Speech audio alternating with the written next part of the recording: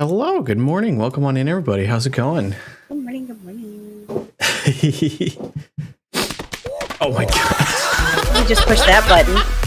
Oh my god, Mace. I have been waiting for that for almost an hour. Oh, wait. Hey, that's pretty good. Anime Tibbies, welcome on in. Hi, bestie! Thanks! And then welcome to my chat, just shooting on sight. Alright, here's my normal playlist. I know we... Nope. Gnomed. So real quick for people in chat, if you are a subscriber, If you're a sub. if you're a subscriber to the channel and you have your Twitch and Discord linked, we're gonna go ahead and put my socials here real quick for people who might want to. If you're a member of the Discord and you have all that linked, there is a channel that you should see called Jukebox. If you want to put in suggestions for music to play for these kinds of streams, just chatting ones, it's like your a bit of a incentive for those who want to. Thank you for the bits, Akiva.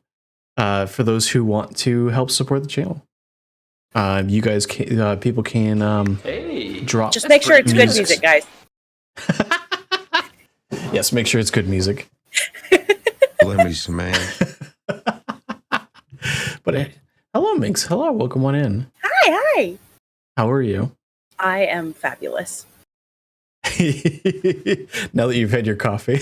Now that I've had my coffee, I'm fabulous. So, as part of the beginning, for people who might be new, who might not be familiar with you, although I know I've sent my viewers over your way a number of times and we've interacted off stream a lot. Would you mind doing a brief introduction of yourself and what kind of content you do? Yeah, no problem. I am Minx. I am the captain of the SSS More Horny. I am a Daiokai of the White Tiger variety. I can... I don't have a model for my big form or a picture of it yet. But it's just a giant white tiger. So Okay. it's not really a big deal. I mean, it is big. Big. Big. I mean, Mostly on Twitch, I just play video games. I mean, you're big in other ways.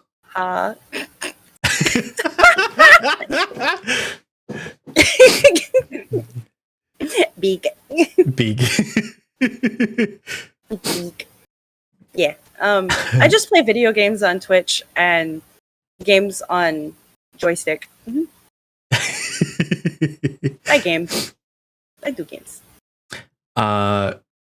So then, I guess here's the question that's really easy to dive into really early on is, what is there a story behind picking a Daioki or Daiokai? I wanted something that not everybody was doing. Okay. That I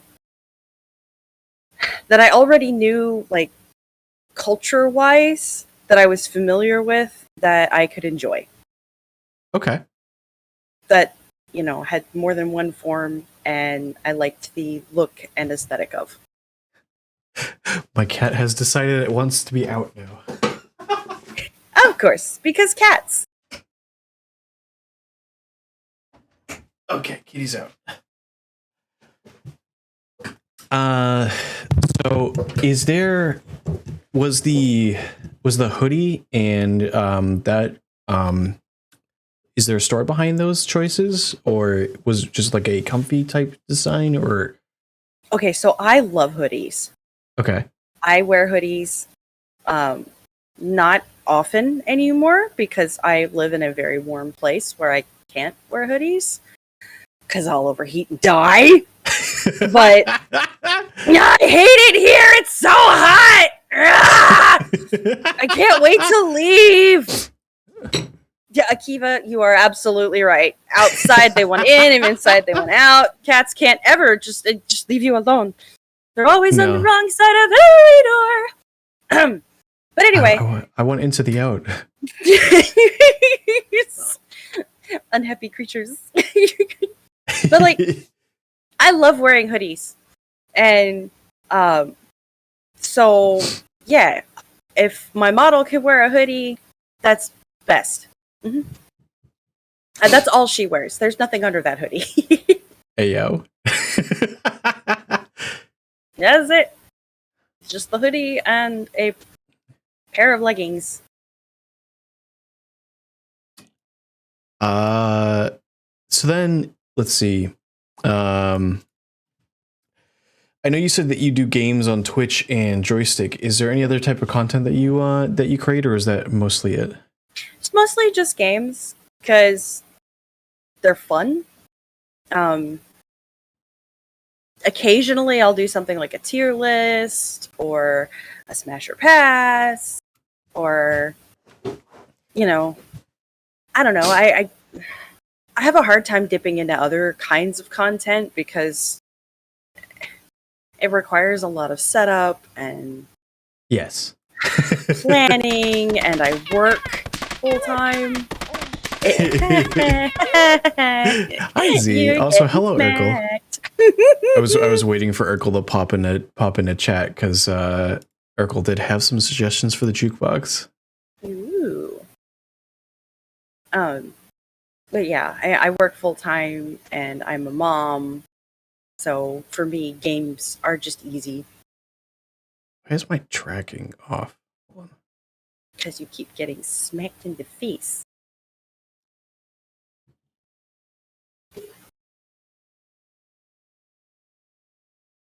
All right, that should be okay, I think.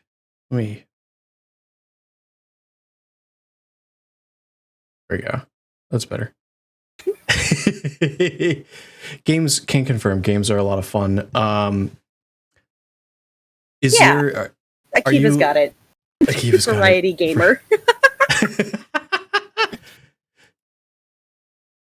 Can't imagine juggling all that. Goddamn! I mean, juggling all the games, being a mom and whatnot, or are you talking about juggling the?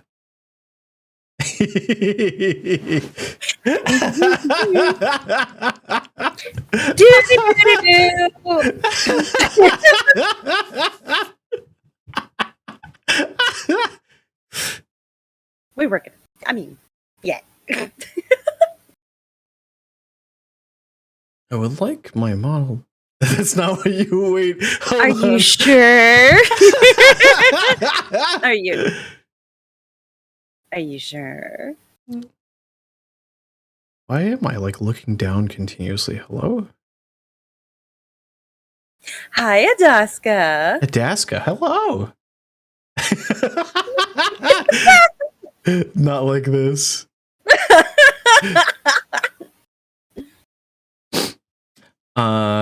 Do you have anything that you'd be looking to potentially change your content around, like in the future or anything like that? Not really. No. I mean, I branched out onto Joystick so that I could do more adult games that are not Twitch appropriate. Because, they're fun. What, you mean playing spicy games that Twitch says no isn't fun? Yes. Things that are just not allowed on Twitch.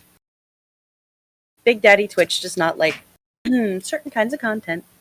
No, it does not. It does give the bonk stick a number of times.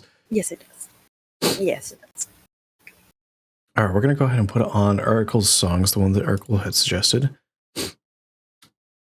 Twitch goes bonk. Yes. Twitch's bonks are not fun. Some bonks are fun. Twitch's bonks are not fun. Also, a reminder for people in chat, if you type in !socials, one of the links should be a link to my Discord. If you are subbed or you do boost the server, I do have a channel that's called Jukebox. If people want to drop any music suggestions, you can. And Stream Elements is like, oh, here's the link tree. Let me be helpful. Hello. The only thing I will say is anybody who might be watching the VOD later, the music will be muted in the VOD. Kiva. Twitch is like one parent. Twitch is the hello, fellow kids. Hello, fellow kids. You want to be a streamer? We don't like you, but we like your content.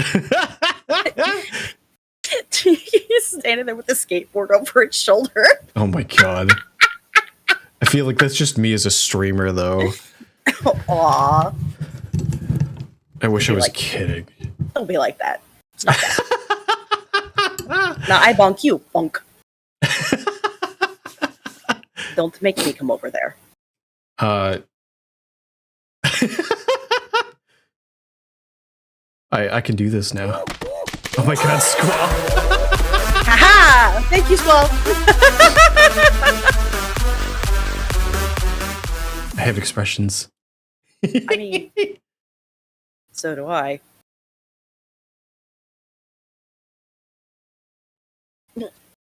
She's mad, guys. I'm not mad. I don't You think ready? mad. Oh. Hey, Minx. See you. Alright. Get up here! Do you have Stop hiding camera on your behind the phone? bar.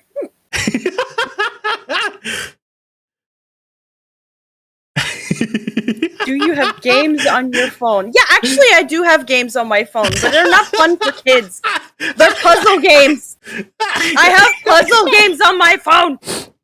Wait, you don't have Fortnite on your phone? Fuck no. Do I look like the kind of person that plays Fortnite? Cries in Fortnite hours. No, I don't play first-person shooters. You know why? Because I can't actually. I have like the worst ADHD and can't pay attention to my chat while I'm playing first-person shooters. I can't do it. I will zone into the first-person shooter and completely forget I have a chat. I'll just be like, "Die, motherfuckers, die!" Oh yeah, I have a chat. Hi guys. So my whole thing about why I enjoy Fortnite is I like ending kids' careers. Set them up for fairly early and they get used to it. So, no.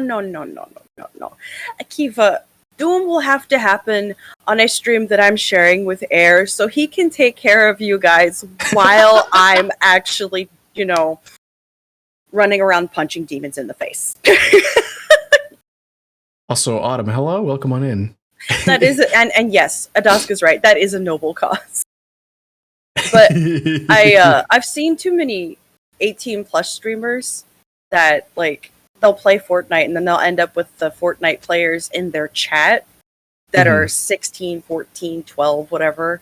Yeah. And I can't risk that. That's fair. I can't. Not with the content that I make. Nope. Well, you don't have to worry because this also is an 18 plus channel. Yeah, I know. For the sake of, I mean, I know I don't make like adult content always, but I also don't want to filter anything like that, and I also want the option of doing like adult humor, for instance, and not feel bad about, hey, there are like people under 18 here. Also, there's also the fact that if you're 18, you're almost half my age at this point. Doesn't this feel so weird to say? It does. Who let us be adults? I need an adult. Wait, I am an adult. I need know, an adult. right? You're adult. My best friend from when I was growing up messaged me on Facebook not too long ago, and she was telling me a story, and at the end of the story, she goes, "So the end result is ... Who let me be an adult?" I was like, "I don't know, but I think we need a refund." Oh my god. Oh my god, Z. See, the poo go jiggle jiggle. They bounce. We like to see them wiggle, wiggle, and flounce. That is what they do. Booba jiggle and flounce and wiggle and bounce. I want to get I have these wonderful keys on the side of my keyboard that eventually I will program. Oh, with what, macros, so that one of them will zoom in on my boobs. Wait, hold on. Ready? I got you. I'm on the right screen. Hold on.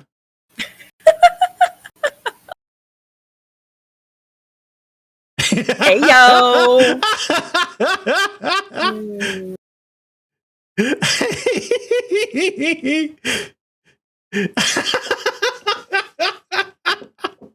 Bouncy, bouncy, bouncy, bouncy, fun, fun, fun, fun, fun. The wonderful thing about Tiggers is I'm the only one. I'm the only.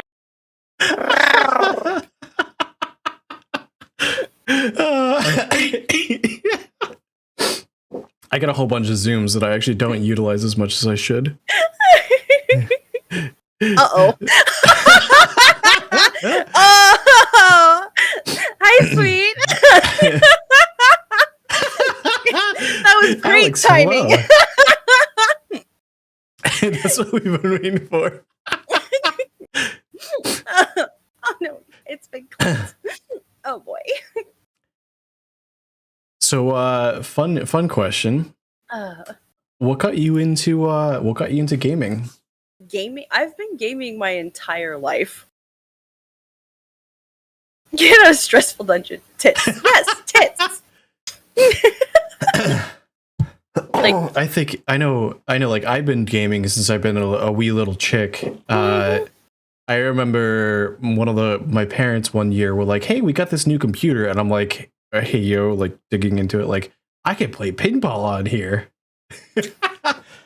So, my dad has always had computers ever since they were a thing. Okay. And I've been playing video games since Wolfenstein 3D. Okay.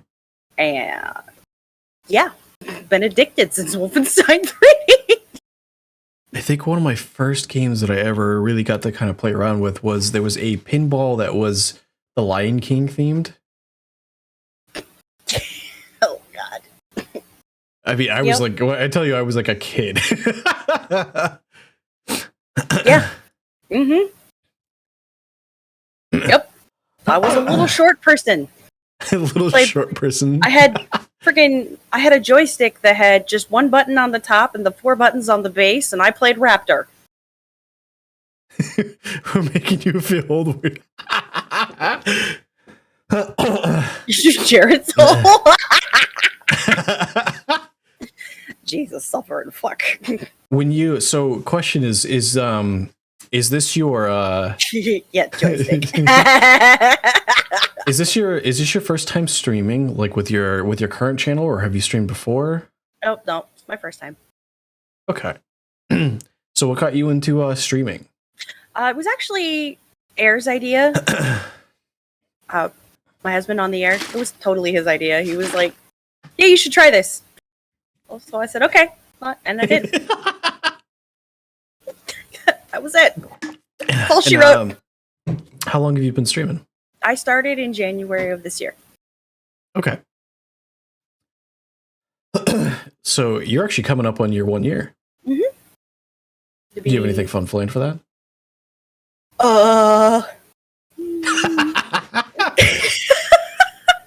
She's like, wait, hold on. I'm supposed to plan something fun. Yeah, you're not doing a stream anniversary?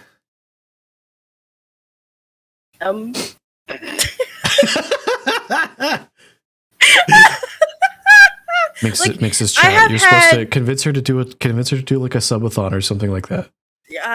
It's been such a stressful last 2 weeks with my IRL job. That's fair. I haven't really thought about it. I just haven't had a chance. What's crazy is in March I'll be coming up on my 1 year. Nice. My birthday's in March. Ooh. And so Oh my god, Alex, this is in April! oh my god. You don't want to overtext. Yeah. Her computer gets overtaxed enough. Oh my you had to bring that up. Fuck Listen, you. I can poke fun at it. It's fine. Poor computer. My poor So- overtaxed computer. What got you into VTubing? Again, it was air. Yeah. So when he first discovered VTubers, it was a huge heave of a sigh for me because the first one he found was I think it was Iron Mouse. Okay. And Iron Mouse is a wonderful human being, Yes. and like I would love to just talk to her, but I can't stand her voice. I have synesthesia, and I hear colors, and voices register on the color spectrum for me. And Okay. hers is like this bright yellow, Okay. and it drives me insane especially when she gets to the higher pitches, and it hurts my ears. And That's fair. it's nothing against her. She's a wonderful person, and I love her content.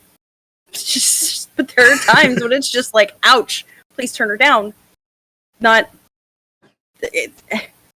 So when he first found Kimrai, and he was like, here, sit down and watch this. You will love this. I was glued to the screen. I was like, oh my god, this is amazing. I love this. And he was right. And then he found the Weary 101, and I was hooked. I love Taka. He's like, this is the guy from Team 4-Star. This is Nappa's voice. I was like, nah, no way. And I fucking love Team 4-Star. I mean, who doesn't, right? Who doesn't love Dragon Ball Z Abridged and fucking Hellsing Abridged? Hellsing Abridged. Oh, fuck. Ugh. I went for a walk. Yeah. Like, I've seen DBZA Abridged, Jesus Christ. More coffee. Need more coffee. Okay, welcome on in. How's it going? I've seen DBZ Abridged so many times. I could probably quote it from start to finish. I love it. I take very enthusiastic walks. Hellsing Abridged is one of my favorite Abridged series. I'm not gonna lie. It's really good. They're all really good. Like, anything Team 4-Star does pretty much is just, it's amazing. It's always interesting for people's answers for this question too, because it's like, so this is kind of a bit of a follow-up, but it's also, I'm going to tie in a later question on what I sent you. So outside of finding like the Warrior 101, where did you find yourself community wise when you first started? And like, did you have any mentors that helped you learn particularly early on about how to do VTubing and whatnot? Not really. Like, I got some tips from some people. I met Podge and Ruin, Okay. but for the most part, I was just kind of striking out and trying to figure it the fuck out on my own. Okay. Because my life for the last 10 years has been figure it the fuck out on your own. That's fair. And it's been really hard to break free from that. And everything's been, it's got to be perfect or people die. So it's really hard to get out of that mindset. It really is hard to get out of that mindset. So the community that I found for myself has been Hi Mojo, welcome in. has been, you know, Oh my God, now he stole my goggles too. and your goggles too. Look at that. Oh, remind me later. Remind me later. I can actually send you my goggles as an asset. Yeah, I want them. Them on my phone. Actually, let me just here. I'm just gonna put them in now because it's so I don't forget. So I will. Knowing me, I will forget. Mojo's So got the mojo. So when I found Alex, and Alex really helped me a lot. mhm. But finding the ability to just be myself took a lot of watching, and I don't know. I just had to observe a lot of people. That's fair. It's actually really Shut up, Alex. interesting. It's actually really interesting where me and Vix ended up. So I ended up finding a streamer by the name of Pinbun. And I ended up kind of like ending like I kind of started off in her community. And then Vix ended up finding a streamer named Poppy. And she kind of started off there. And we kind of like branched out from there, reaching out, like supporting a whole bunch of different people, just being like we didn't know we wanted to do VTubing at first, but like this is a really, really cool thing. And like both of us had the itch of like, hey, we want to get back into streaming because this is not our first time streaming. Either one of us, this is not our first channel. That channel has since been hidden, I think. And I love that you're like, I think it's small enough where like if we don't mention the name of it, people probably won't find it anyways. But we used to do like cam streaming and stuff like that. And so then like we're like, hey, you know, like we started looking into like what is VTubing, how to do it, and then all of a sudden we go stupid for old Zima content. Please don't. You won't find it under the name Zimu. I'll tell you that for a fact. Oh, whoa.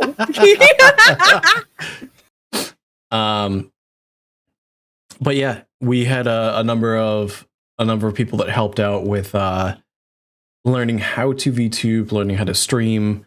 But we also both had knowledge of OBS and streaming beforehand, so that's actually helped a whole lot. Oh, I didn't. I Googled everything. There were a couple of people that were like, hey, you want help setting it up? And I was like, you're so busy. I don't want to bother you. I'll just Google it. It's fine. Hi, Haven. Haven, welcome on in. Gonna be under Bird Plane Lover 69. It has nothing to do with birds or planes. Note that he didn't say it doesn't have anything to do with 69. So look for 69 and Lover. It'll be in there. That sounds like a black and orange tag.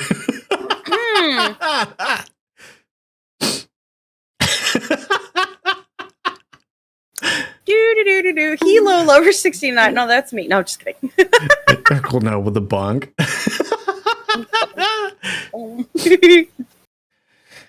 So, question: do you have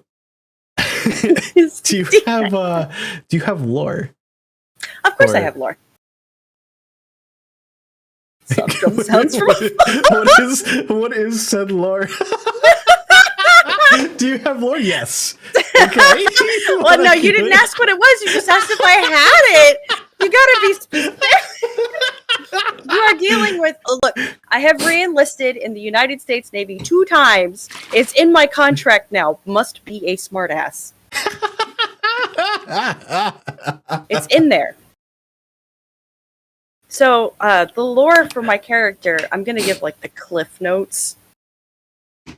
Okay. Is that she wanders because she left her lands. And it's because at one point she didn't acknowledge that the little people that were in her lands were people. Okay. They were, because they were mortal. So she would just kind of wander around and smash them.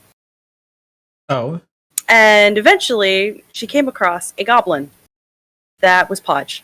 And the curiosity of that goblin revealed to her that, hey, yep, these are people.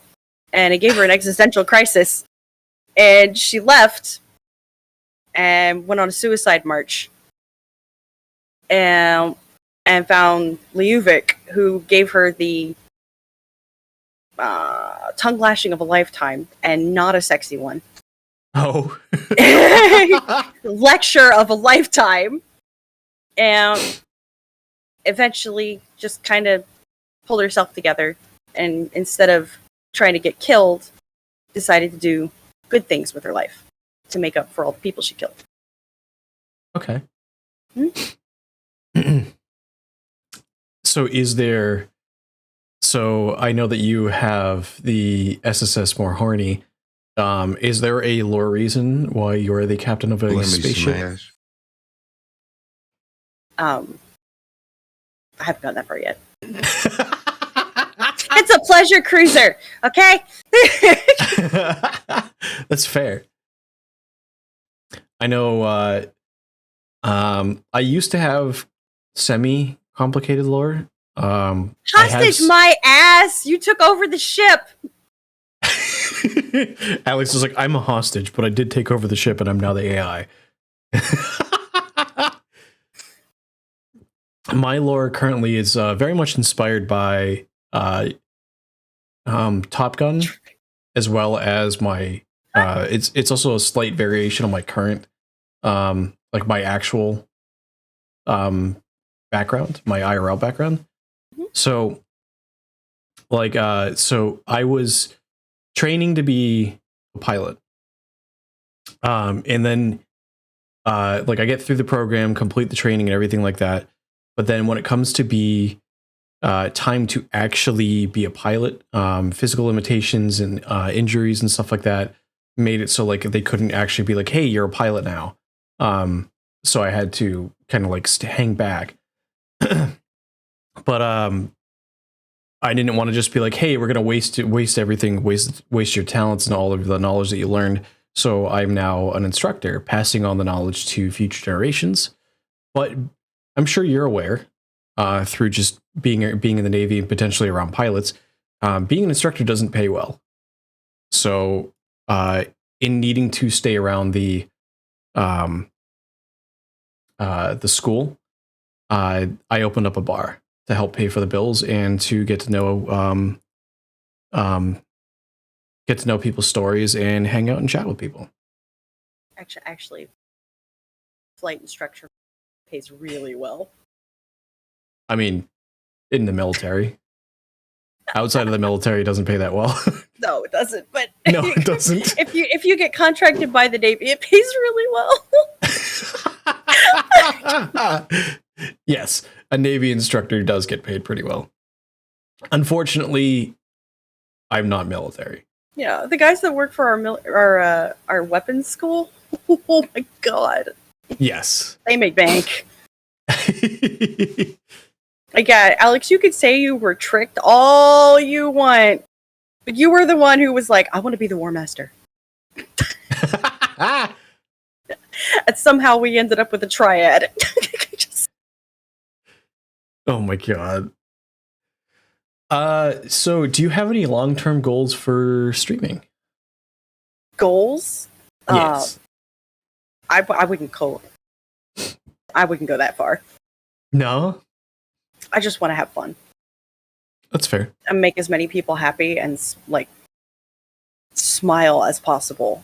Make as many people happy and horny as possible. Yeah, so you know, you come into my channel, you leave your problems at the door. You're here to have a good time, and you know, reality no longer exists. It's kind of the same way with mine as well. So like my channel, one of the things that I tell people is I want people to be able to be themselves. You know, be honest with yourself, be honest with other people, respect each other. Because and like I mean that in, you know, more than one way. Like by being yourself, I mean like there's a reason like there's this flag on the bar. You know, you shouldn't need to be able to hide who you really are or how you feel about yourself or those around you just because of the world around you. So this is, you know, this is a safe space. Did I just have that in my tags? Safe space. Just come in, be yourself, I accept you as you are. I celebrate our differences. I celebrate our similarities. We don't have to talk about it. We just Akiva, thank you for the bits. see. You have tits too. Just a different kind of tits. Celebrate our differences and our similarities. We don't have to agree on everything. We could just be friends. But we don't talk about real life stuff unless I'm ranting about it. Mm-hmm. If I'm ranting about something that happened during the day or something stupid I saw, that's one thing. But other than that, reality doesn't matter. We're here to play games and have fun and forget that stress happens. Yes. That's it. We're here to have fun. Exactly. A little slice of heaven for a little while. We're gonna jump ahead, spice things up a little bit. If you could go back in time, knowing what you know now, and have a conversation with your 18-year-old self, what would you tell her?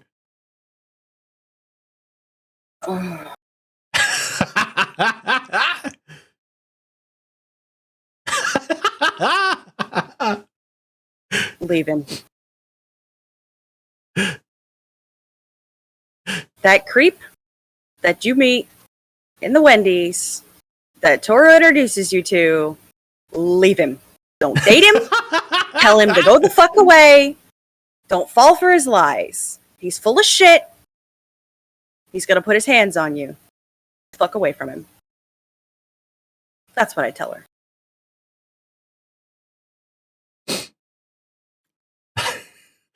I'm noticing a lot of people have stories like that. Yeah, that's what I tell her.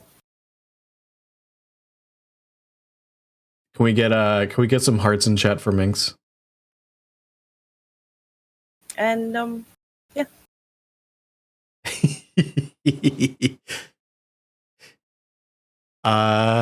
So here's a question. What type of games do you typically play? Oh, there's no typical. I play everything. Do you? Yeah, anything that I looks interesting to me, that strikes my fancy, and it doesn't matter when it came out. Mm-hmm. It gets hearts with tentacles. Yes, give me all the tentacles. Fuck the hearts. I want tentacles. If it looks fun, I'll try it. Like, Okay. a few months ago. Thank you. Oh my God. A few months ago, Alex bought me Vampire the Masquerade and was like, "Here, you have to try this." And I played it twice. Oh my God. God, it's so much That did fun. It's so like much fun. Oh my God, Urkel. I'm loving all these tentacles. I'm loving all these tentacles. What is that? The what? The wiggly? Oh God. That's so cool. I love it. Is there anything that you wish that you were better at?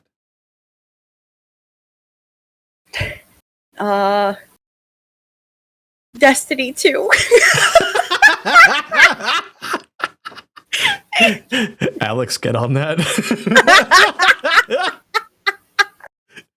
I just have to play it more. Like, I just gotta find the time. Wait, so Akiva says to ask her about your Dead by Daylight stream and what it turned into? Oh my god. Wait, were you simping over a killer? No. Okay, so I did a collab with another streamer Okay. that... Okay. Dead by Daylight is not a game that I enjoy. Okay. It's just not. I tried it 3 times. It's just not a game for me. I just, no. No. I used to play. I streamed it once and got DDoS'd. So it's uninstalled now, and I'm not going to play it again. It's not for me. The player base is too fucking toxic. It's just not. It's not. Like, it's because you've played it for 8,000 hours. Anyway, it's just not a game for me. So, this other streamer teaching me how to play it devolved into I kept dying, and I was okay with dying because I had food that I wanted to eat. So as I was dead, I was just eating my food. And we were like, all right, let's just play Hooked on You instead. Okay. And so he pulled another streamer in that I didn't know, and I met this other streamer, and she and I got along immediately. And then we pulled Liuvik in.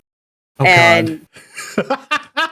we were just doing voices, and it devolved into that mess. And then were you simping over someone? No, I was doing the narrator.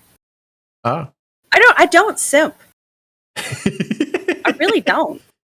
Like I can drool over someone hot, but like that's not I don't really simp. And as soon as that person shows something that I don't like, I can acknowledge, hey, I don't like that.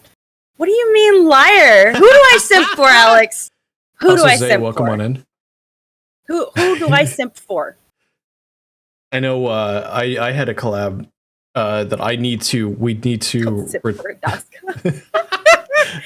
I had a collab that we need to get back together and continue our Hooked on You collab. Me, La Bendita Rosa, Eldritch, and Sineapple. And Rosa was going hard for the trapper. So I was dying because friggin' the Shiggy was going on about the Wraith, and she was going hard. She was simping hard for him. But the second he dissed my Scotch, I was like, fuck this bat. Fuck him. Fuck this little whiny ass bitch. And she's like, no, his parents died in a fire. He doesn't like anything that burns. I'm like, it doesn't actually burn. He's just a baby back bitch. And of course, Liuvik died. He was dying. And then when the two of them had to leave because it was late for them, yeah, you have mead, sweet. There he goes. It left me and Liuvik with, nothing to do for 2 hours. So we were like, chat for a bit while Sir Whipass updates. And then I'll play Sir Whipass for an hour and a half. And that's what we did. I played Sir Whipass, and he made fun of the game because the game is hilarious and makes fun of itself and its entire genre. And okay, Haven. And that's... Did you have the capacity to be more manly than some? I mean... Okay, we're not going to go there. We're not going to go... We're just not going to go there. But yeah, so it was an interesting stream. Found out that bollocks. Found out that the person that I was initially supposed to have that collab with was just not somebody that I enjoyed collabing with. And that's okay.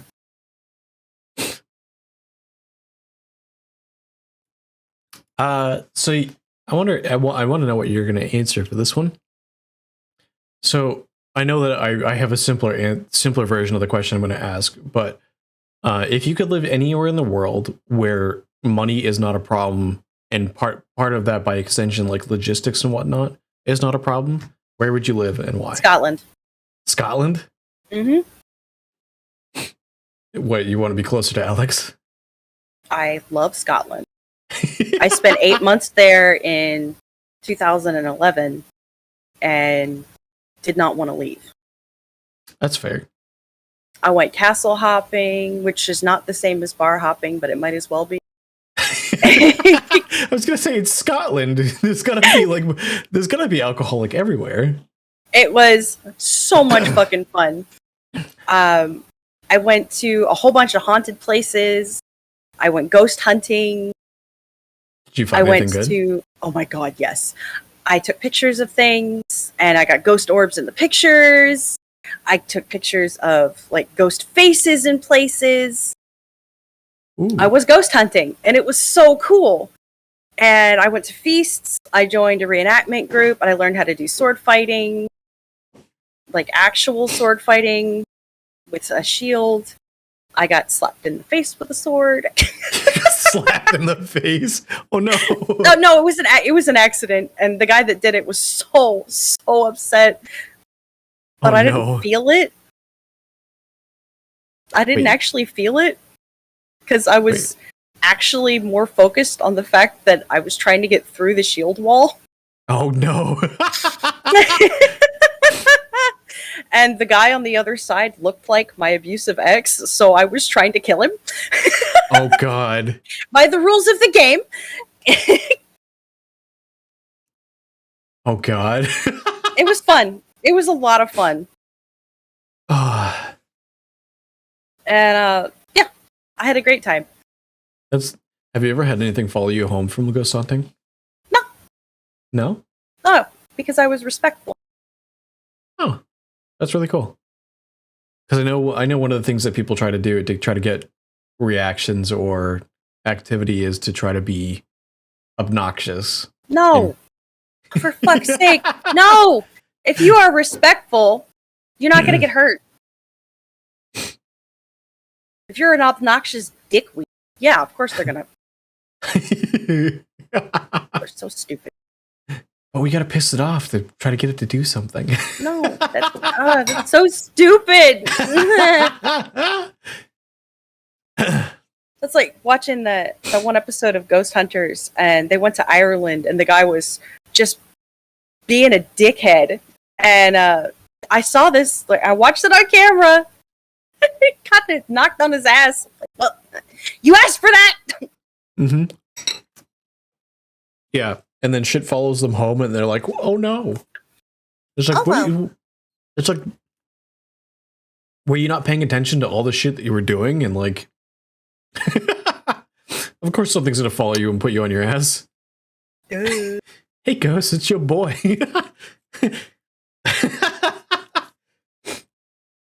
But no, I stayed with a friend of mine while I was there, and their house is haunted. Oh. And it's not it's one of those, you put your phone down and he'll spin your phone around. Ooh. Like while you're watching it, or like yeah. Like he'll spin your phone around while you're watching. You say, "All right, knock it off," and he'll stop. Or he'll turn the stove off. Oh, God. God. All right, stop. The stove will turn back on. Seriously? Would you please leave me alone? I'm trying to make breakfast. That's kind of great. Oh yeah, he was fun. He would wake me up 5 minutes before my alarm clock would go off by knocking on the wall. Just be like, Ronnie, you know you have a poltergeist here, right?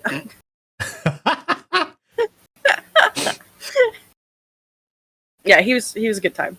He was a good time ghost. I know. But they have a graveyard right behind their house. Oh, yeah, that would make sense. Yeah. I know Vix has some really, really good ghost stories with like a couple places that she's lived. One of our apartments that we lived in, there was inhabitants.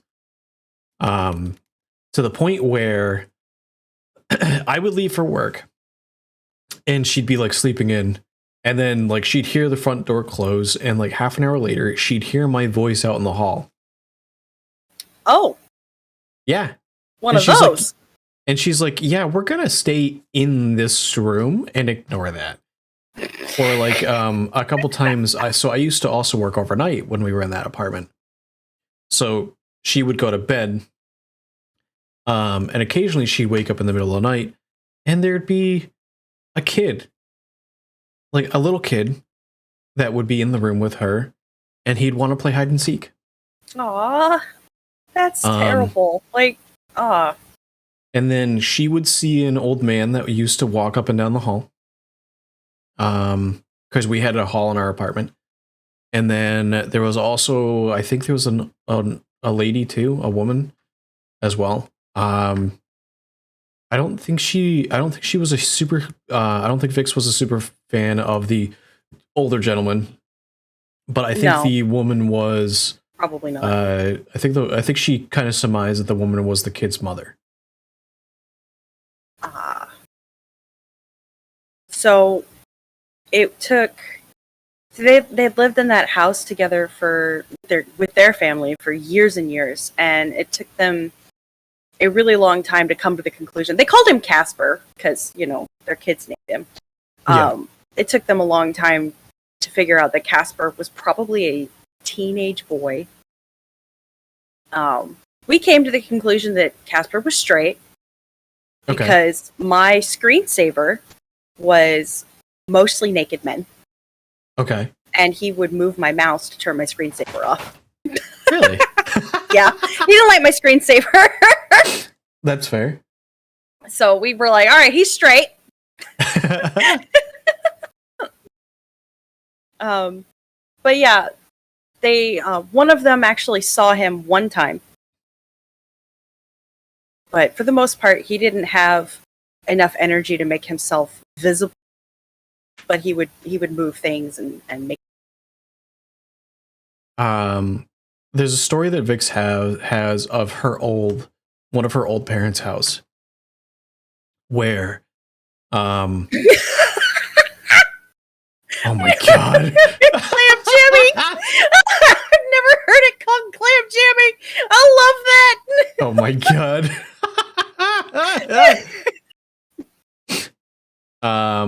So there's a story that Vix has from her old parents' house, where there was a man that I think she called the Dark Man, because he always showed up as a obscured figure, where she would wake up in the middle of the night and he'd be sitting there he'd be standing at the end of the bed, in her room. No. No. He was not a nice one. No. There was one point where she woke up to the feeling of hands on her legs. No. Like when I say legs, I mean like closer to her feet, like holding her down. No. Yeah, but he was not a nice one. No. That's a no. That's a huge, massive, gigantic fuck no. Another fun one with that one is let's see. I was talking to her late one night. She was home alone. She called me because she felt unsettled. And she's out in like the living room, and there's a half wall between the living room and the kitchen. And as she's on the phone with me, she's like, I can see something out of the corner of my eye. I'm like, okay, like what is it? She's like, it's a shadow figure. And like basically I'm like my curiosity is peaked at this point. Not understanding what shadow figures can do. And so I'm asking questions about it. Little do I know that me asking questions on the other side of the phone are drawing attention to it, and shadow figures get power from attention. Yep. Her phone, which was at like 80 something percent when she called me, instantly died, and the shadow figure disappeared. She ends up calling me back like 5 minutes later from the bedroom in a panic, with a knife under her pillow. She basically like she ended up the next morning getting a hold of one of her old friends, and they helped her cleanse the house the next morning. Yes, Yeah, Kiva. he 100% pulled energy from they 100% pulled energy from the phone. Also, shadow figures can be dangerous. Like, yes. They can be harmful. Very harmful. Yes. You got to know how to handle those guys. Yes. A lot of it involves ignoring them. Pretending that they're not there, not giving them the attention or the energy they want. So, question.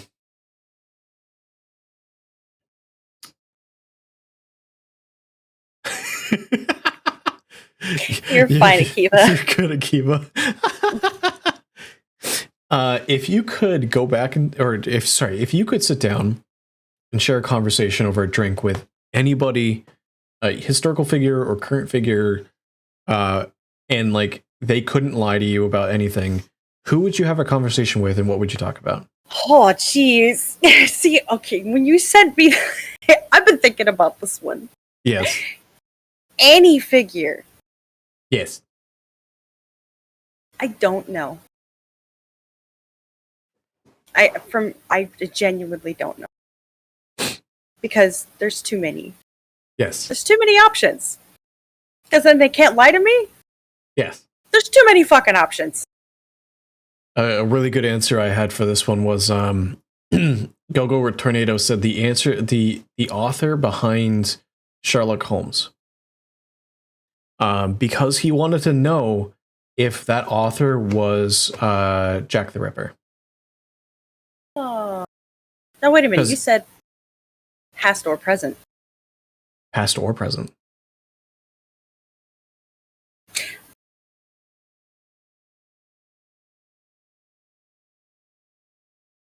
Then I would pick literally anyone in the White House right now. What would you talk about? Yes.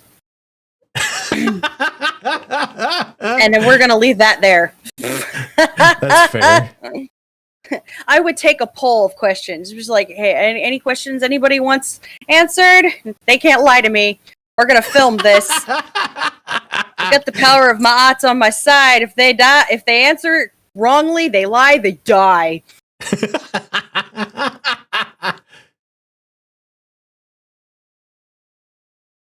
Do it live. Yeah, exactly. So to Akiva, I know I didn't really go into detail about that. So the reason Gogo had a theory about Sir Arthur Conan Doyle is because of the consistencies between the things that Sir Arthur Conan Doyle had written and documented about surgical procedures and organs in the body with what Jack the Ripper was doing, you know, being surgical, removing certain things from certain people that were just happened to also be documented in Sir Arthur Conan's findings. Plus, there's also the fact that Sir Arthur Conan Doyle was writing about the greatest quote-unquote detective in history, who never apparently worked on the greatest serial killer case in history that was going on at the same time of him writing the stories. Plus, there's also like Sir Arthur Conan Doyle was close to and at odds with occasionally with Houdini. So he had a theory that Houdini, granted it's a bit of a stretch there, but Houdini could potentially help him hide things to not be found. Huh.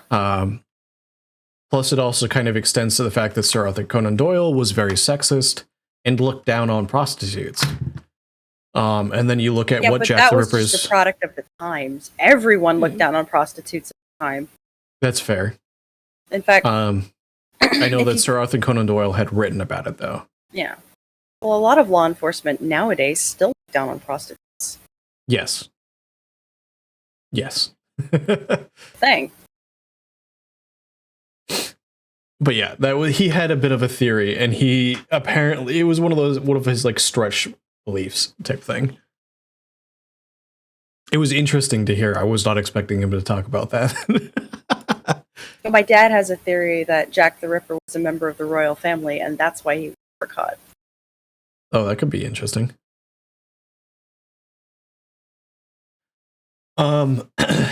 What's your favorite vacation spot?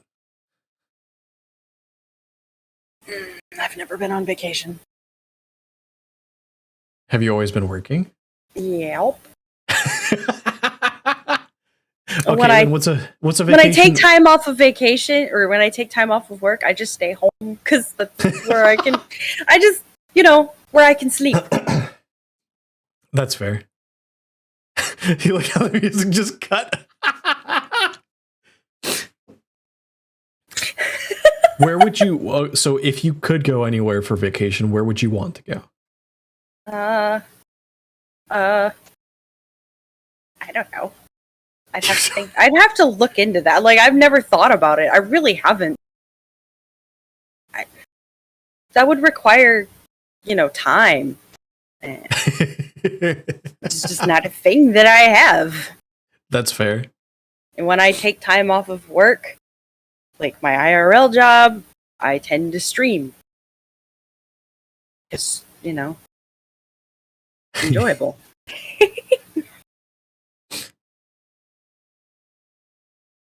Ain't nobody got time for that. Who's got time It for also came at a vacations? time where police were in the process of modernizing when new tools and knowledge were available to serial killer. Yeah, it was like, I believe it was like at the peak of the Industrial Revolution, right? Was Jack the Ripper? Huh. There's a lot of reasons, and I know a lot of people have done research into it, and a lot of it's inconclusive, is what it comes down to. Now, here's an interesting question. Would you consider yourself an introvert or an extrovert? I'm an omnivert. An omnivert? Mm-hmm. I have extroverted moments and introverted moments. Okay. But I tend to use up my extrovertedness while I'm at work, and then when I get home, I'm just like, no more. You hate the world enough where you're just like, nope. Yeah, I'm done. Like I can handle it for a while, and then or I'll save it up for while I'm streaming, and then the rest of the time I'm done. I'm peopled out. So I would consider, if I had to pick for myself, I'm a weird mix of, I would consider myself an extroverted introvert. And the easiest way I can kind of describe that is, somebody put it into words really, really well for me, which is why I could say that. As an introvert, the easiest way to kind of differentiate is, think of it makes a switch, but for social situations. That's an omnivert, Remington! So the easiest way I can kind of describe the way that they explained introvert versus extrovert to me was, so as an introvert, let's say that you have a pile of coins, and everybody's piles of coins is different. Every introvert's pile of coins is different. You could have 10, you could have 20. Regardless, every social interaction you have, you give a coin away. Or if it's a bad social interaction, you give more than one coin away. And basically, after a certain point, you run out of coins. And at that point, you're just kind of done with the world. And then the only way to get coins back is to either go home, go back to your comfort space, and you just get your allocated coins back. And sometimes it takes some time. But the point is, you get it back from being alone. And then an extrovert, you don't start with any coins at all. And then every social interaction you have, you gain a coin, or if it's a really good one, you gain multiple coins. And at the end of the day, you count your coins and you go, hey, I got 20 coins today. It was a good day. Or like, I got 40 coins. I'm using coins instead of spoons. But yeah, the whole point is, it's kind of what I'm getting at. Now, an extroverted introvert starts off with like 10 coins. And then if they have a good interaction, they gain a coin. If they have a bad interaction, they lose a coin. And that's kind of like where I am. That's an omnivert. It's the same thing. Yeah. So it depends on the interaction. So like, Yes. There's a guy at work that I have to deal with that I rant about in my server. Okay. Whenever I have to deal with him, it removes spoons from my plate. Because it takes a lot of energy to not just get up from the chair that I'm sitting on, pick the chair up, and smack him over the head with it. I hate it. I feel like that's something that I could actually see you doing, though. Oh, it takes so much energy to not hit this man over the head with a chair. Ugh. Every time he opens his mouth, I want to. What So happens please. when your spoons are in the dishwasher? Just go for a walk off the pier.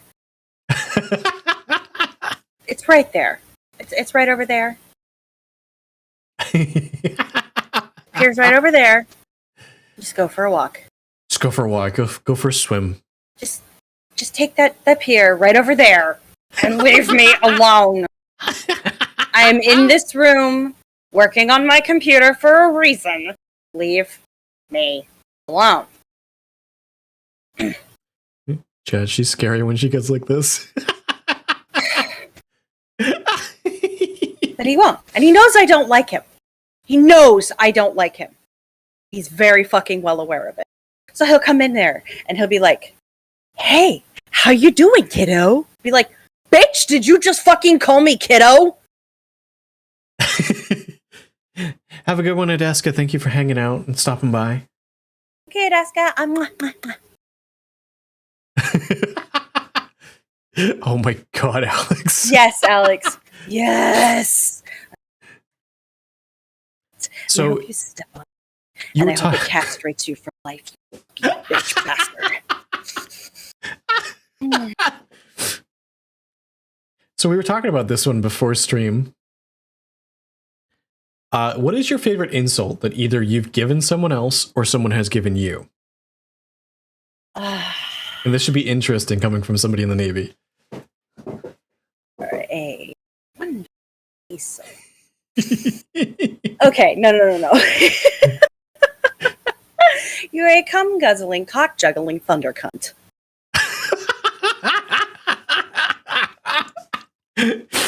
Is this something you got told or something No! that you told someone else? No.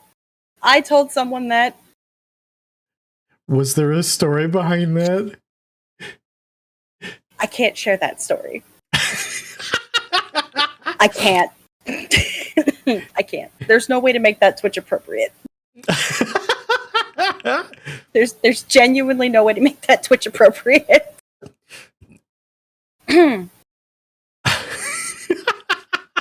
I'm just over here like, wondering what made you that mad?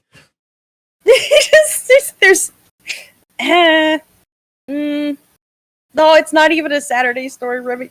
It is Saturday. It is Saturday. It is Saturday.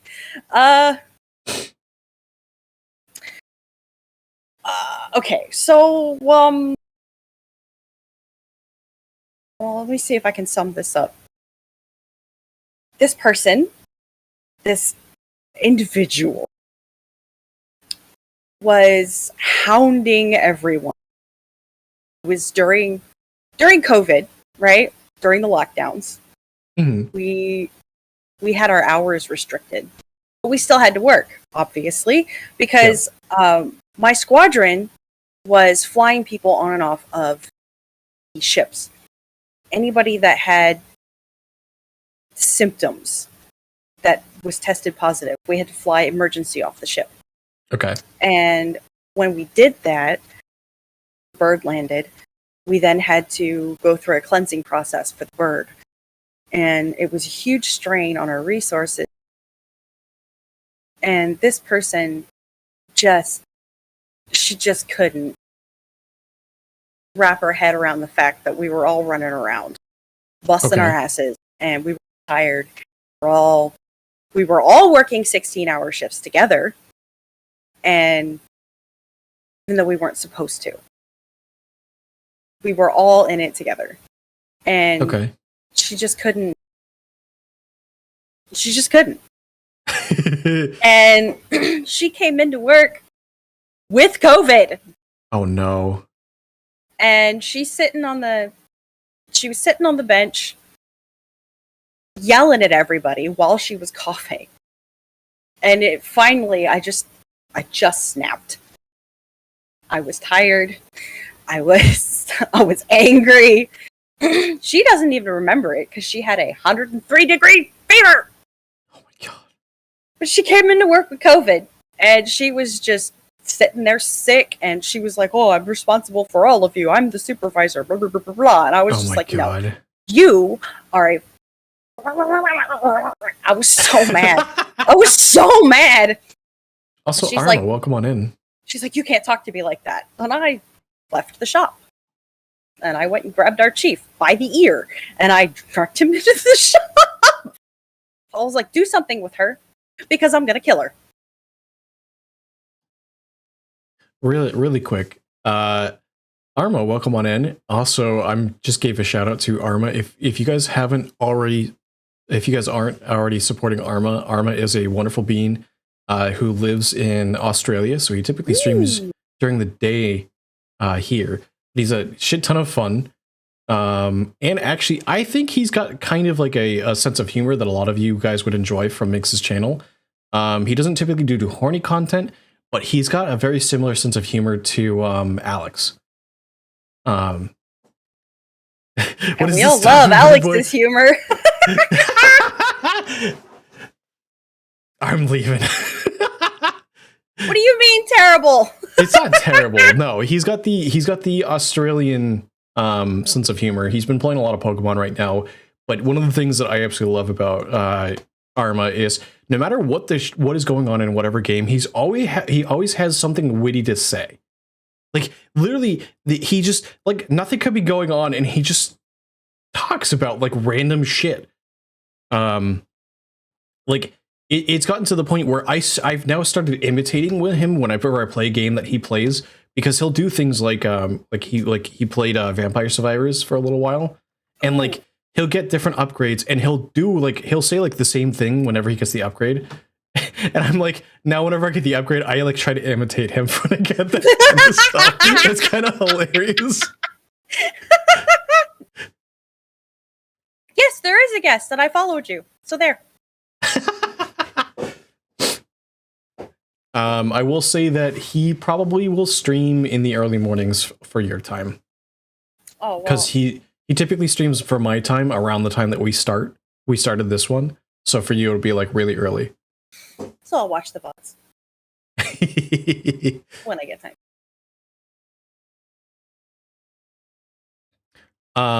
We're gonna save one of these questions for later in the stream.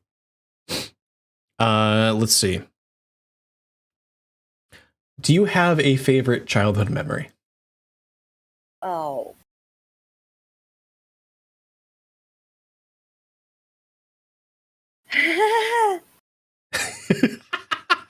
Is it like a you don't, or you can't think of one? I can't think of one. I really don't. Like, I have a weird childhood. I know I have an embarrassing childhood memory.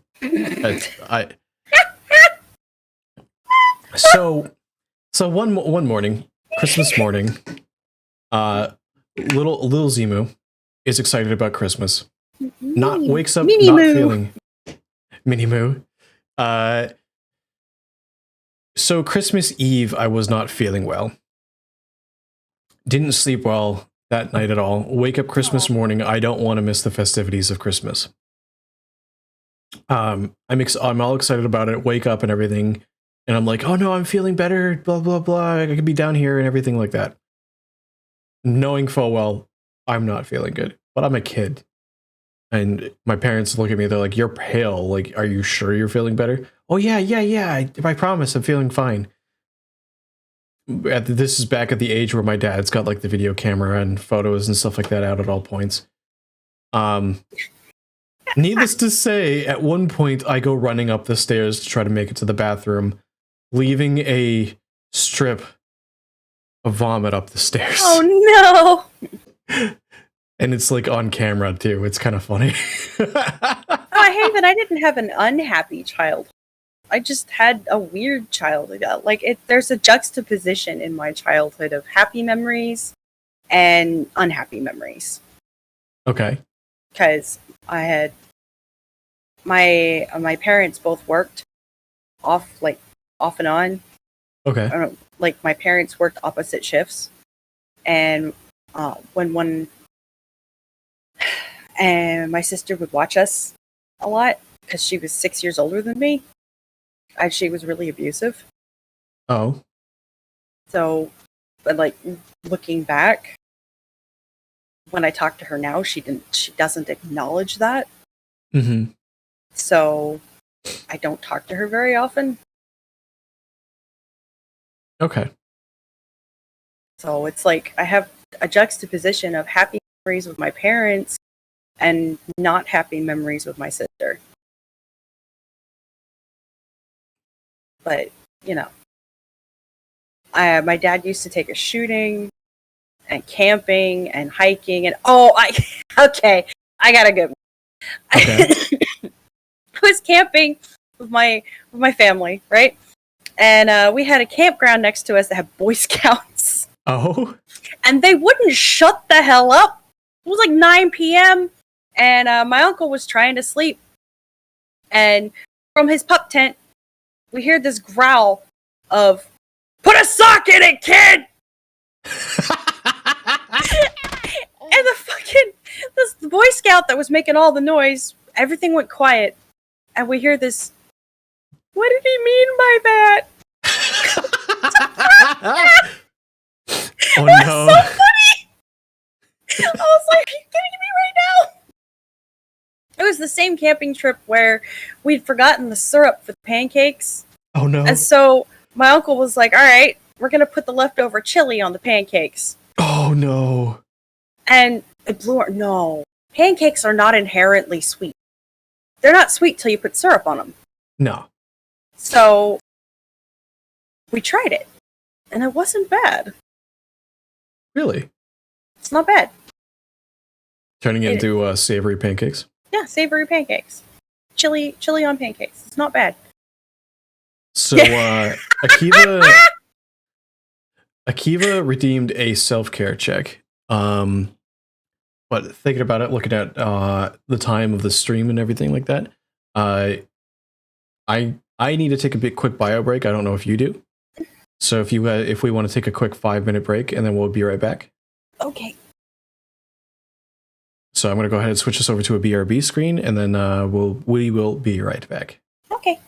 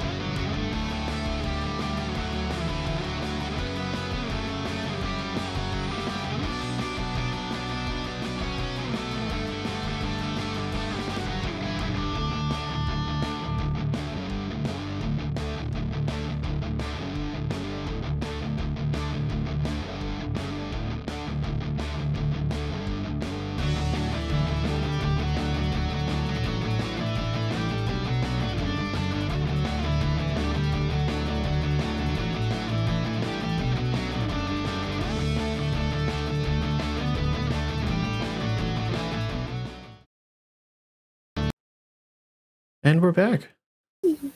We are back. Bum, bum, bum.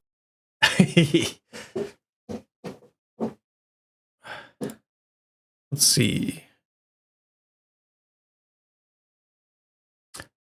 So you kind of answered this one a little bit earlier. How long did you know that you wanted to be a streamer for? Before I started, Yes. about 2 days. 2 days.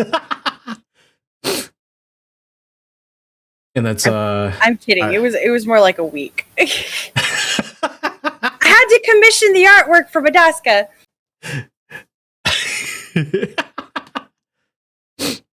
Did Adaska do your model? Oh no, Adaska did the PNG that I started with. Oh, okay. And my loading screen. Hi, Tim. Hi, Tim. Welcome on in. How's it going? So this was going to be kind of interesting to hear. Do you think? Let me smash. Only when I have to. Do you think you've had any unique challenges so far since your streaming career? Unique to just me? Yes. Or do you think what are some of the challenges that you've had? I think like balancing a military life mindset and trying to learn how to communicate as a human instead of speaking just military jargon. And How often does the military jargon come out on stream? I try to keep it at a minimum. Like I had to get a translator for a little while. I have a buddy who used to be in the Air Force. I call her Crunchy. Okay. She's Crutchins. Sometimes I have to lean on her and be like, "Yo, I need you for a minute." How do I say this in normal human? Normal human. Normal human. How do normal humans say this? Because I don't remember. I've been in for 10 years, and it is like literally, it is an indoctrination process, and you are in, and it's a thing. Don't think like regular. So gotta when they process out, they really do. They're just like you gotta learn how to talk like a regular human being again, and it's a process. And I started streaming before I was processing out, so I had to relearn a lot of things. And there's been times when I'll be on Twitter and I'll be like, why is this a thing? Why are people worried about that? That's not even a thing. That's not life or death. What's going on here? And then I'll be like, wait, no. Gotta pull myself out of that mindset. Cause that's the stuff that worries people is not stuff that I'm used to. Yeah. So that's a challenge for me. I believe that. Do you have... So I've heard stories, not of you specifically, and I'm just wondering if like you've run into any similar situations where in particular being in the military on a military base as one of the female variety where people assume that you're not actually active duty. Oh yeah. Yep. I've heard horror stories and seen people enacting things where they don't believe that where an active duty ID is their actual ID. Oh no, that's never the problem. That's never, like, as soon as the ID comes out, they're like, oh, sorry. My bad. That stops the argument. That's fair. But it's just like the fact that the argument happened in the first place. It's just like, It's just like, kiss my ass. I've had the argument with the dependopotamus, where she's like, my husband, you have any idea who my husband is? Blah blah blah blah blah blah blah. And I'm like, you know what? What's his name and rank? What commands he with? Oh, I outrank him. Shut the fuck up.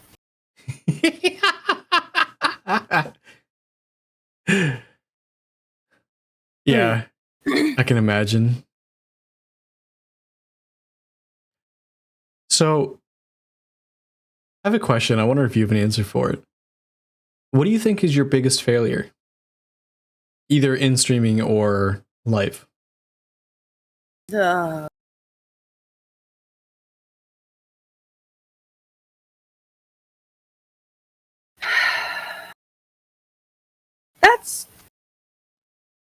That's a question that's got to start an existential crisis.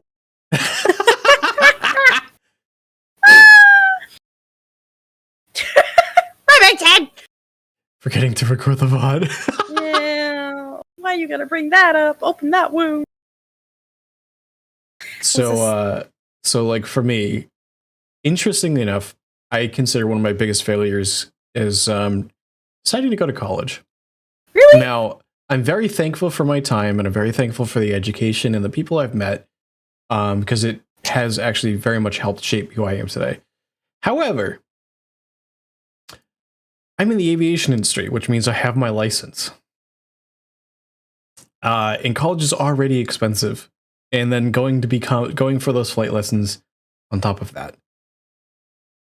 There's a lot of debt associated with that. Ah. Yes. But if you didn't have that experience, you wouldn't be who you are today. Correct. So is it really a failure? Considering most of the challenges that I'm associated with today is based around finances, kind of. Yeah, no, that's fair. Because I also did not go the military route, which means that I don't have that sort of financial support. I mean, say Haven just made a really good point. Anything that you can learn from isn't really a failure. It's just a bump in the road. That's true. It's something that you can learn from. So if you frame it for yourself as, I learned from this, I'll do better next time. It's not really a failure. Even though, yeah, it hurts. Sometimes life hurts. Life isn't your friend. Yes. It's your teacher. Yes. It also doesn't help things, the fact that during the pandemic, both Vix and I lost our jobs. So where most people, sorry. Yeah, where most people kind of got set back for, well, like the 6 months or whatever that thing shut down, it kind of set us back 4 or 5 years financially. Ouch. Because we both lost our jobs. At the time, we had just gotten a condo like a year before, and everything like that. So like we had to go back and like sell the condo because we couldn't afford our mortgage. It wasn't necessarily a fun time, and it's very frustrating. No, there's a lot about that was very frustrating. Yes. A lot about it.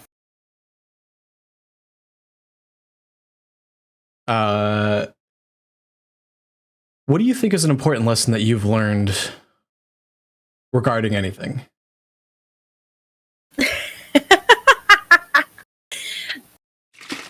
There are no real failures. That I have to look at it that way, because if I don't, I kind of fall into a pit of depression. Yeah. Because I have depression. Mm-hmm. And so there are times when I just can't help it. And I have to, hauling myself out is really hard. Sometimes it's impossible. So when I'm out, I have to try to stay out. When I'm out of that pit, I got to try and stay out of it. Yeah. So staying as positive as I can, good. That's fair. I know in particular, it's, I definitely will say that, like, oh, I had a thought and it's kind of slightly gone away. It definitely, working in an industry that's based around like disasters. I'm very well aware of the fact that depression, it's kind of deep seated within our generation. Yeah. Because we have grown up in a time where in our, like, starting around our teens, like early teens, there's been how many different catastrophes, not even just catastrophes, but like, you know, there's been like the stock, like the like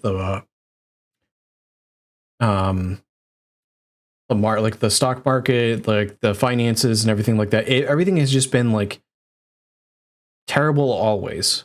Yeah. And that's kind of like the world that we've grown up in.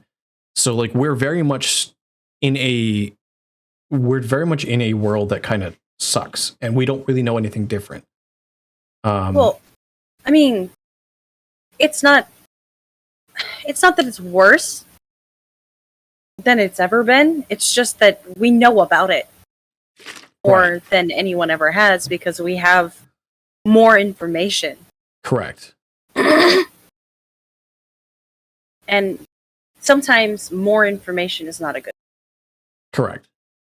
More coverage does not necessarily mean more good. It just means more awareness. There's a movie that I really like. It's a comedy. It's old, and I mean really old. It came out in like 1976. So it's not exactly PC. Okay. It's called Love at First Bite. Okay. And it's a Dracula movie. And it is fucking hilarious. There's a line in that movie where it's actually a small conversation where the main female lead is talking about how stressed out she is. She wakes up every morning because she's a model and looks in the mirror and she's looking for the first wrinkle, and she's super stressed out about it because the first wrinkle, the first line on her face will end her career. She's a model, and it's the 70s. And Dracula looks at her and asks her, "You know how many women had mental breakdowns in my time, in the 150 years ago?" And she goes, "No." He said 3. And he starts talking about, the differences and how the news covers things. Yeah. And why it's better to not know.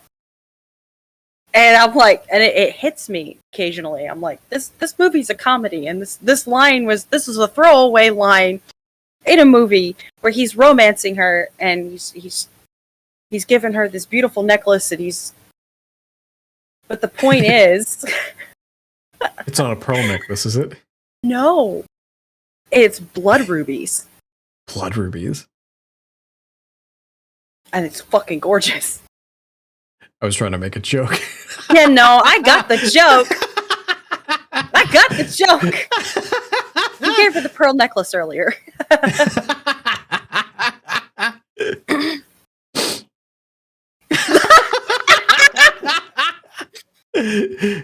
Ah!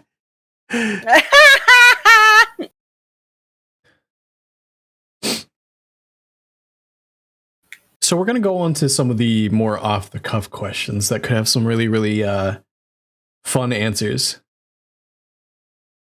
If you won the lottery, what would you do? I would probably die of shock, because you have to play it before you can win. Right. You're like, who the fuck put my name in there? but if you did, if you won that, if you came across a sum of money that was legally yours with no ties attached, like no negative sides to it, what would you end up doing? I'd buy some land and a house. I put the house of my dreams on it, and some goats, and farm until it's gone. Would you stay in the military, or would you get out as Fuck soon as you no! Look, I'm actually in the process of retiring. I will be out in 3 months or so. Ooh, that's exciting. Yep.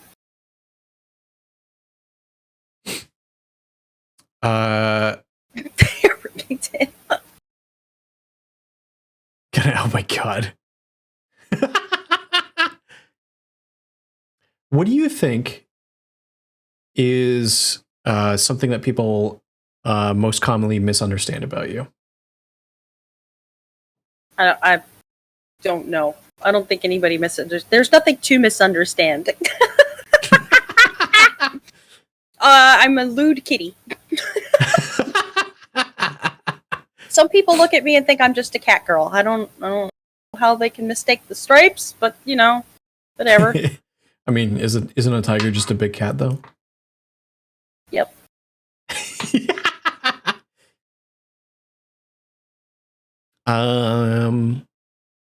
Do you think that you are different than you were a year ago? Yes. How so?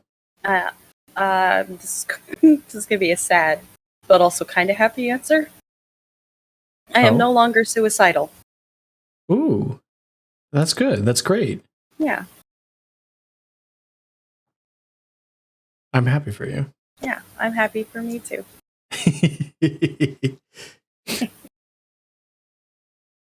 What were you like as a kid? I was extremely talkative. I liked to run around, play outside. I was the white knight in my group of friends. Anybody that messed with my friends, I would chase down and beat up. I was a little scrapper. Little scrapper? Mm-hmm. How many times did you get in trouble as a kid? We don't talk about that. A lot? Were you the kid that was always in detention for beating other people up? No. I was actually got detention twice. Because you have to get caught to get detention. It's true. You have to get caught to get detention. Do you have any phobias? Yes. I have 2.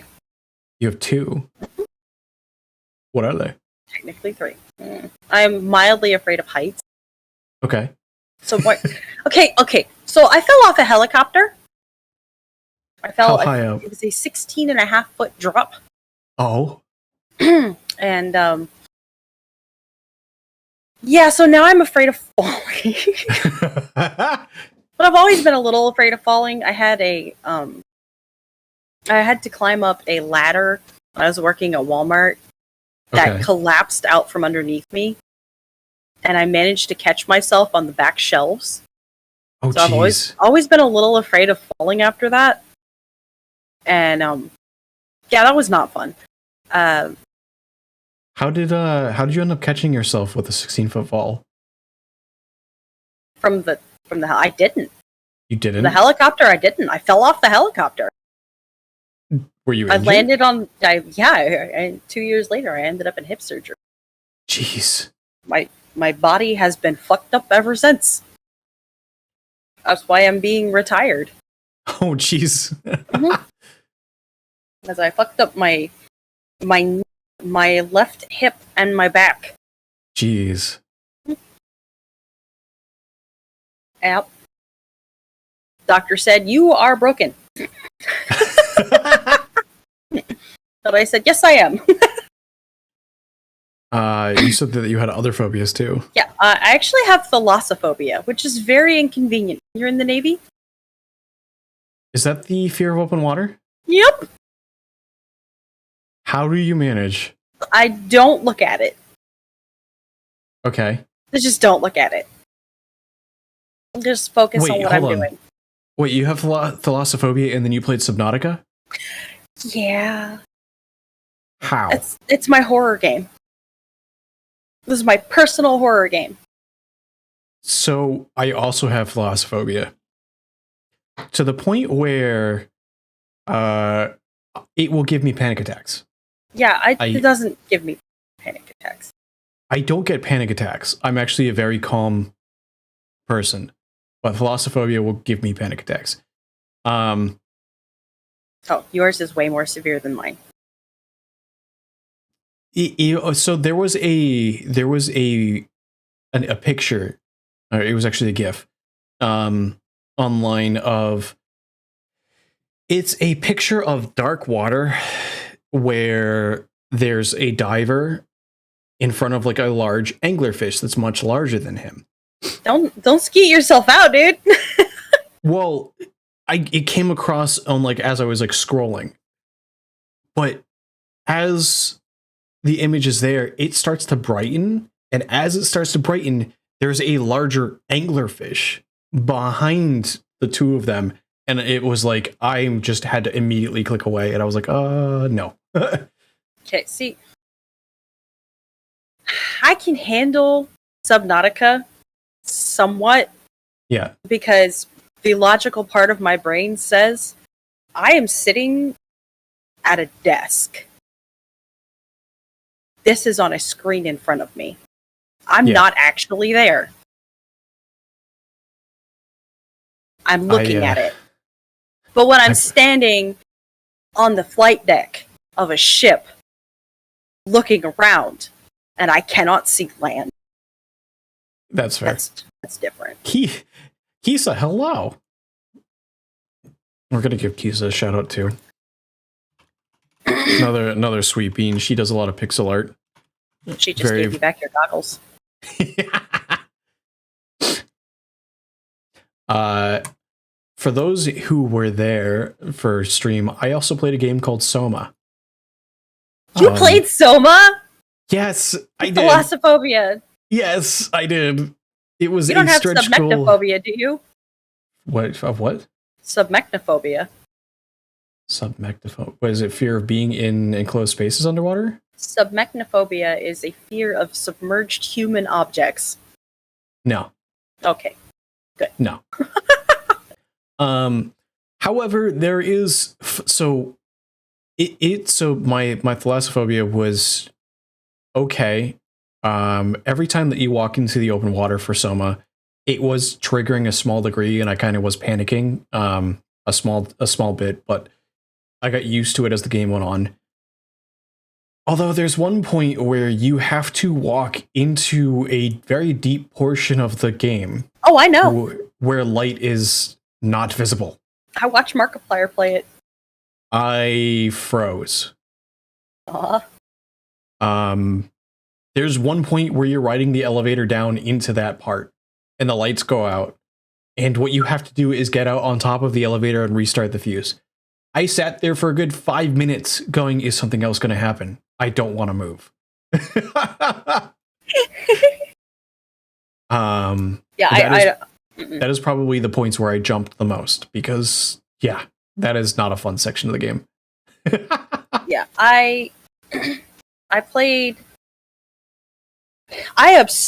play Subnautica because it scares me, because I want to conquer that fear. And I got my dad to play Subnautica. Oh? Like, legitimately, I called him up and went, Dad, it's Minecraft underwater, play it. He loves Minecraft. So my thalassophobia is bad enough where, so growing up, my father used to have a boat. And we lived in a place where we could very access the, it was like a bay that went out into the ocean. Well, where we lived at the time, it's not clear water. Mm. And occasionally in the middle of the summer heat, where it's like 100 degrees out, we're out in the middle of a boat. The only way to cool down is to just jump in. So my dad would do this thing where we would just kind of stop and jump in real quick, cool off, and come back to the boat, I would jump, and I would not want to go underwater. Like, I would jump in a way where my head wouldn't submerge. Or, like, if my head submerged, I would have trouble holding my breath in my lungs because I was panicking. See, I think mine comes from almost drowning when I was a kid. Oh, no. I was swimming, I was in the Chesapeake Bay, and I fell in a hole, and I didn't quite know how to swim yet. Oh, no. And my sister was supposed to be watching me, but she was too busy flirting with her boyfriend. Oh, God. And my mom happened to look over and flailing. And she made it over there so fast and got up underneath, pushed me up out of that hole. So fast that the top of her head was still dry. Wow. Yeah. But I almost drowned. So I'm pretty sure that's why I have a fear of not being able to see underneath. Yeah, that's kind of what mine is too. It's the lack of vision. Mm-hmm. It's but like in clear water, I'm fine. If I can see, I'm fine. Clear water still ekes me out because yes, you can see, but you don't have the depth perception as being outside of the water. There have been a number of times where I'm like, hey, that thing looks like it's 50 feet away from me. Swim over to it. It's like 10 feet away. And I'm like, no, that's not fun. that doesn't, like, I don't have that problem. If I'm in a pool, I'm fine. Pools are different because I know that those are enclosed spaces. It's really kind of like open water. Okay, so you're never going to go to one of those swim with the shark exhibits. Yeah, those would eke me out a little bit. Yeah, no. I can't do that either. Like, you're never going to go scuba diving. I have been scuba diving. Needless to say, I go through oxygen, or I go through air like nobody's business. You go through air. I'm sorry.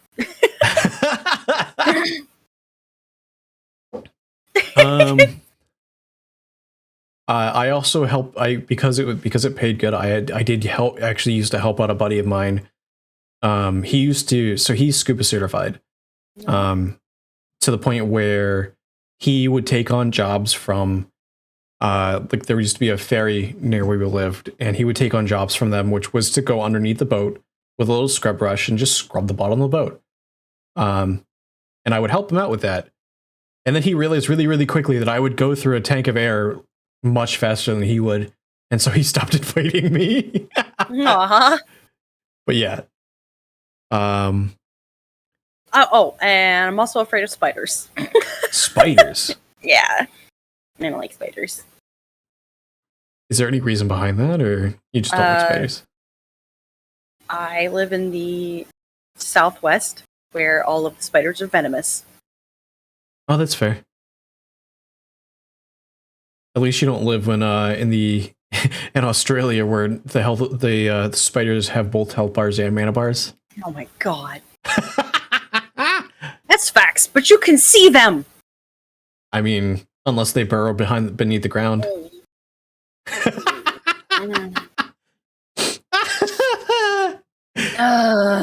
You're not wrong. Yeah, see, brown recluse. So we have brown widows, black widows. The jumping spiders are also venomous. Everything here is fucking venomous. Yes, health bars and mana bars. Because in the Southwest, the spiders have health bars. But then when you go to Australia, they also have mana bars. Mm-hmm.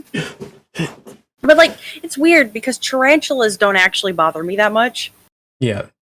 Because I can see them. And you just look at it and you're like, all right, it's going that way. I'm going to go this way. And names and titles. All I can think of with the end names and titles is just playing Dark Souls and just seeing, you've been invaded by a spider.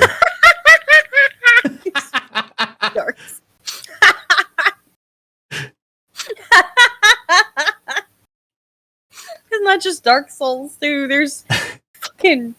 I was talking to somebody. Breath of the Wild. Yeah. If Breath of the Wild had Dark Souls art, I would play the fuck out of it. I would never stop. I would love that. You know what's hilarious is I have often compared one of the games that's not technically Dark Souls, but it's a FromSoft game, Elden Ring. It's if they took Dark Souls and gave it the Breath of the Wild treatment.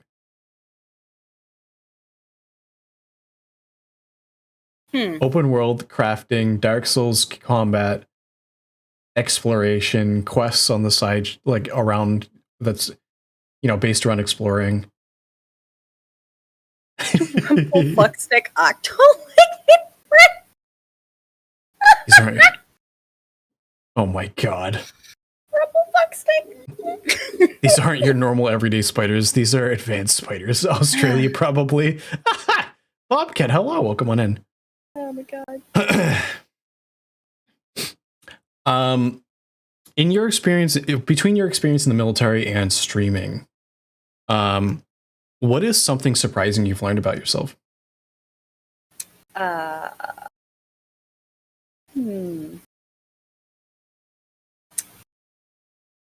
am a lot more lewd than I thought I was. And I'm okay with it. I know. Obviously. I know for me, it's surprising the amount of work outside of actual work that actually is stress relief for me. So like content creation, it's not like a job for me. It's really hard for me to kind of burn out on content creation because it's a stress reliever. Yeah, I can see that. It kind of like it scratches that creative side of my brain. So it's almost not associated with work, but like if you look at how much time I spend on it and like the effort behind it and stuff like that, it can very much look out like out from the outside like it's a job. But it's a job. But yeah. It is. It's definitely a job. It is a lot of work. Some people who don't make content don't know how much work goes into it. I like to put it in perspective. I know I've kind of talked about it a little bit before. I work on average about 50 hours a week. That's just my regular full-time job. Mm-hmm. And then content creation on top of that. I mean, if I do a 4-hour stream, so I've now just done a 8-hour workday plus 4 more hours of streaming if I'm streaming on a day that I work. And then on top of that, if I put out like a TikTok or if I'm posting to Twitter, now you're looking at like a 14 plus hour day. Yup. And TikToks. Oh my god. I resisted getting into TikTok so hard. So hard. But Cabal put it like this. If you really want people to find you, you got to put yourself everywhere. Yes. And there's another streamer who sent me a resource called Combo. Yes. That will import your Twitch clips so you can reformat them into TikToks really easily. Yes. It takes what could be hours of editing and shrinks it down to what could be 15-20 minutes. Mm-hmm. And it makes my life so much easier. And if for some reason you don't like TikTok, you can still make that same content for YouTube Shorts or Instagram through Instagram Reels. Wait, Instagram has Reels? Yes. It's the same short format as TikTok. I never knew. I thought it was just pictures. No, you can do Reels. I never knew that. Yeah. Look, I don't do Instagram. For those who are curious, I have now actually branched out to the point where I have I have a YouTube channel where all of my VODs end up. It's just the easiest way just to export them to YouTube. Yep. But I also post YouTube shorts there. I have a TikTok. And I've recently started also posting those same things to Instagram. The reason I never got onto Instagram because there was a girl there that was posting pictures of herself viciously beating her dog, and Instagram wouldn't ban her. Oh, really? Like, people were reporting it all over the place, and they wouldn't ban her. All right, we're going to put that in chat because chat is curious. That's why I never joined Instagram. Let's see. Hey, Zara is welcome on in. Zaraz? Wait, what is that? What is that for numbers? Hold on. Hey, there you go. Is that? Well, that puts us at 399. I'm Ooh, one away. one away. Let's see.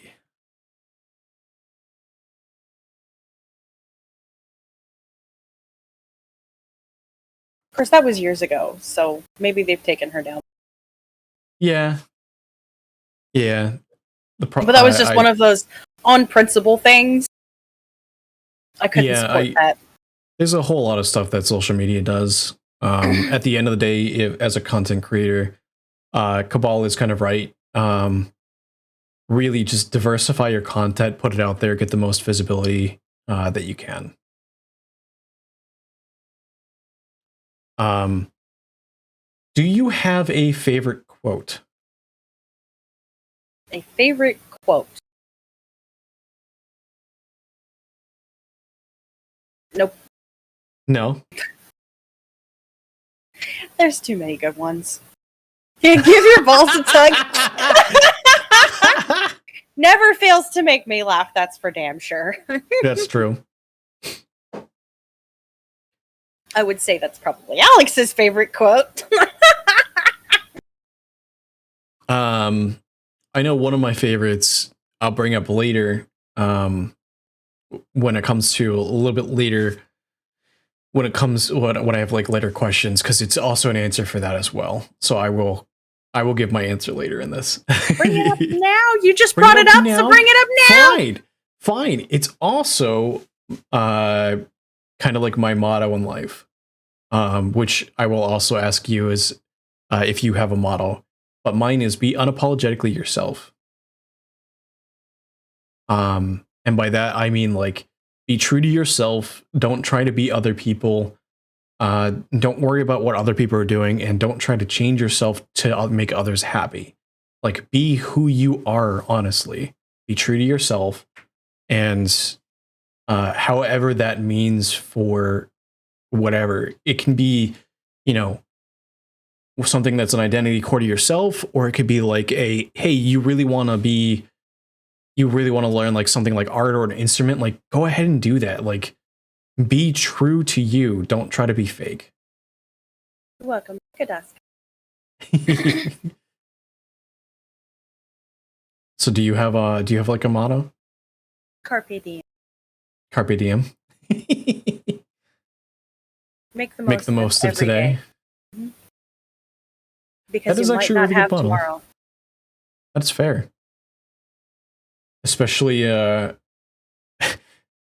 I don't mean to be grim about it, but especially if you're in a situation where you could be deployed. Yeah. Carpe D's. Carpe D's nuts! We were being told last second, grab your shit, we're going. Yeah. So it was a make every minute count. So that was a thing for a little while. That was being held over our head. You could be told, and we were at one point. Okay, you're going. We're going for a week. We're going for 2 weeks. We're going. All right, cool. were you involved back in? Oh, I don't know. I guess it depends on how long you've been in.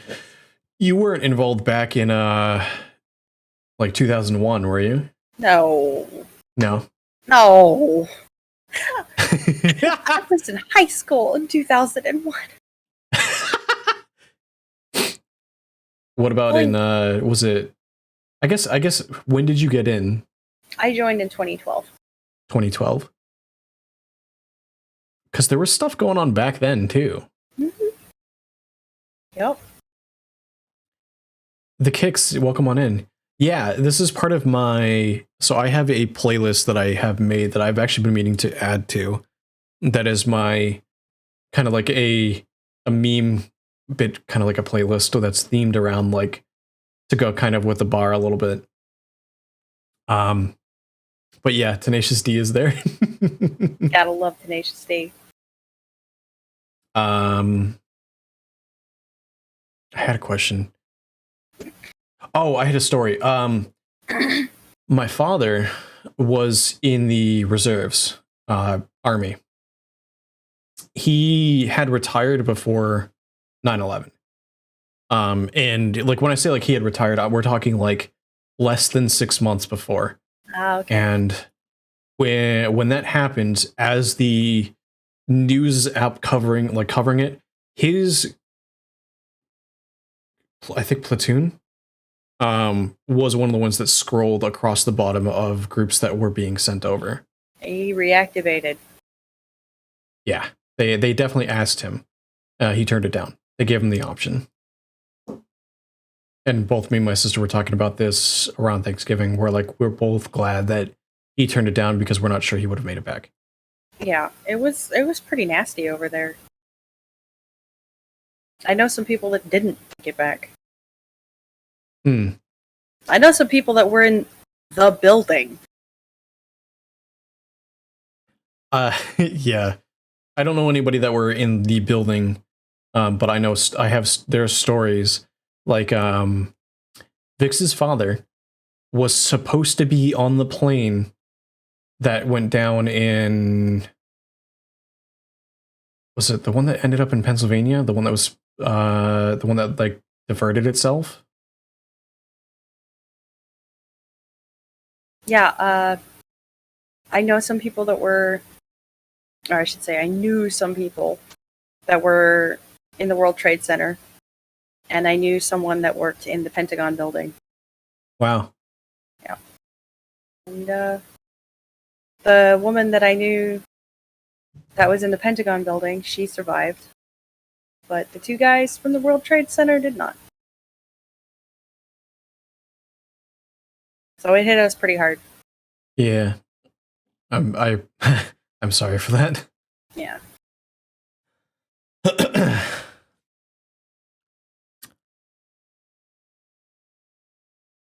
Changing topics. Yeah, why you gotta bring that up?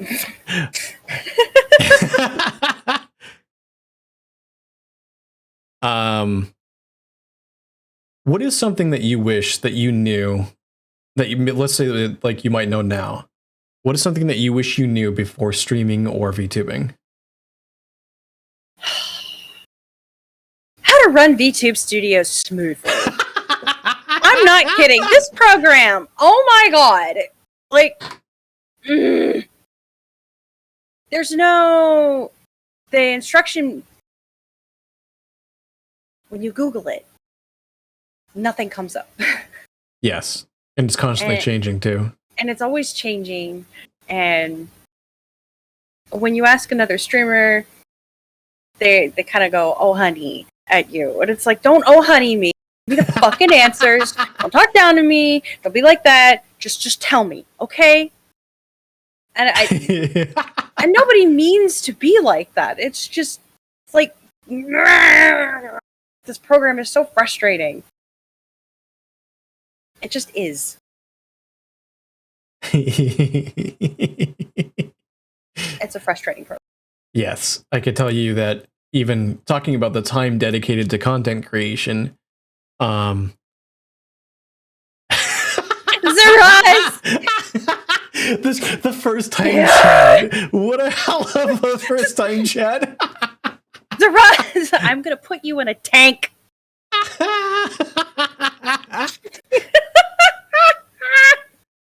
um.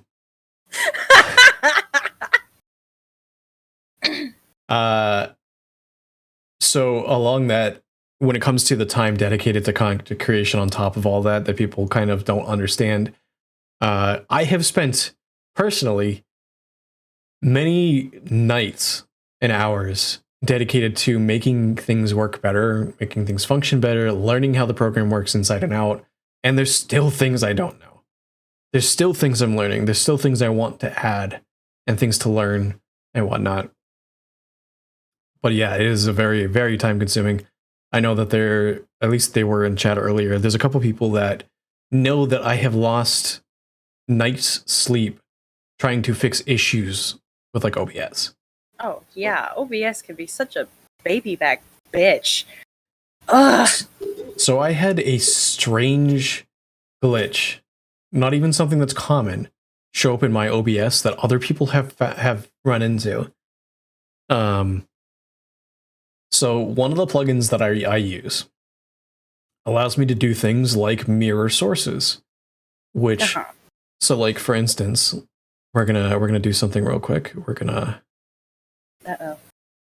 do one of these live because it's gonna be funny. Operationally a bitchy shit. Yes.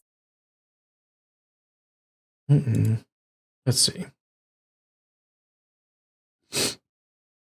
So you guys get to see kind of what real quick. So now there can be two mixes. Be scared. There's two of me now. Be scared. Scared. I'm gonna. It'll be just a lot of fun too. Who wants to be in the middle of this sandwich?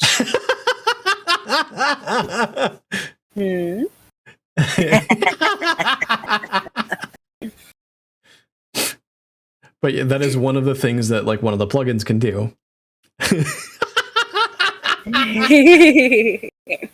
Where's Alex?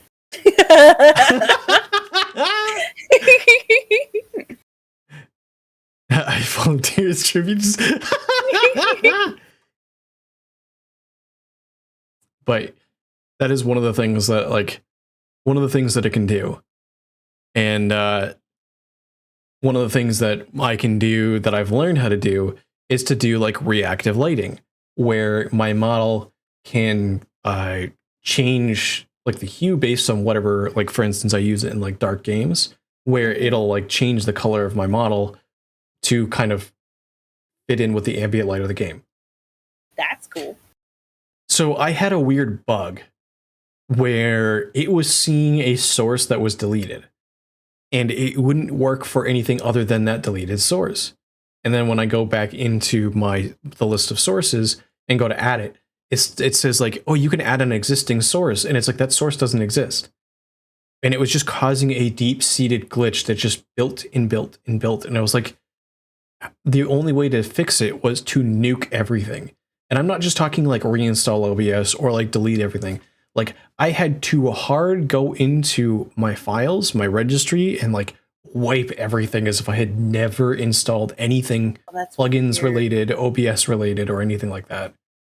No, Remington, that's not what I did with my pants. I just reshaded. No, what I did was I took the source files for my model, I copied them, I pasted them, and I recolored her. That's different. Have fun with your Curse of Strahd campaign, Zay. Thank you for hanging out. Appreciate the lurk.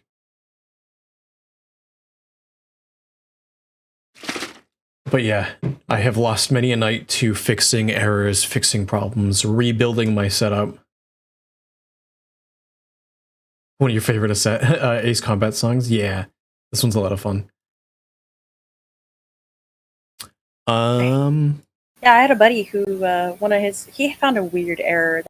It OBS cloned his microphone input invisibly. Invisibly? It made an invisible microphone input, and he could not find it. That's strange. Uh-huh. Yep, Niles. Oh yeah, Akiva was there for that. It took like 45 minutes to troubleshoot that. Live and on air. It was weird.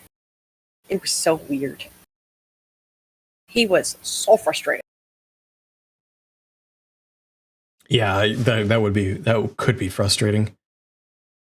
So as a streamer or as somebody in the military, this is your choice, or you can answer both if you want.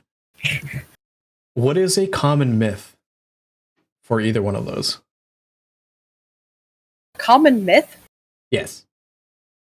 As someone in the military. Or streamer. Or streamer. Your choice. Common myth.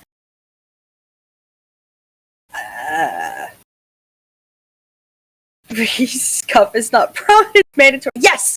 Scuff is mandatory! Gotta have some scuff. We live in the scuff. Like, if we don't have scuff, are we really VTubers?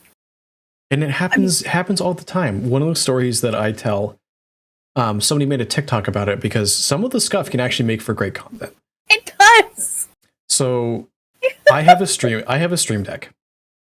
And so I'm very interested in like some of the things that other people can do with it, because it really honestly can really push some of the content that you can do like exponentially. And so she does live DJing. And we're not talking like she just plays music and like dances and vibes to it. Like, no, she literally mixes live. That's cool. And she does like lighting effects and stuff like that on top of that. She's a she's a face cam streamer. And like she shows like her whole setup and everything like that, and pushes button, and everything is controlled with her stream deck and her DJ setup. And her stream deck wasn't working that stream. And so she's pushing buttons to try to troubleshoot it, try to get it to work and everything like that. And then like 2.5 hours into her set, her stream starts freaking out, playing a whole bunch of alerts, playing a whole bunch of media and everything like that. And she's just dumbfounded. And then she realizes partway through, that's all of the stuff that she had done to try to troubleshoot it. It just all happened at once. Oh, wow. And then she's like, wait a minute, is it working now? And pushes a button on it, and it does exactly what she wanted it to do. And she's like, why are you working now? You were dead for 2.5 hours. That's like when you're programming, right? And your code doesn't work, but you can't figure out why. Right. And you change something, and your code still doesn't work, but you have a different error.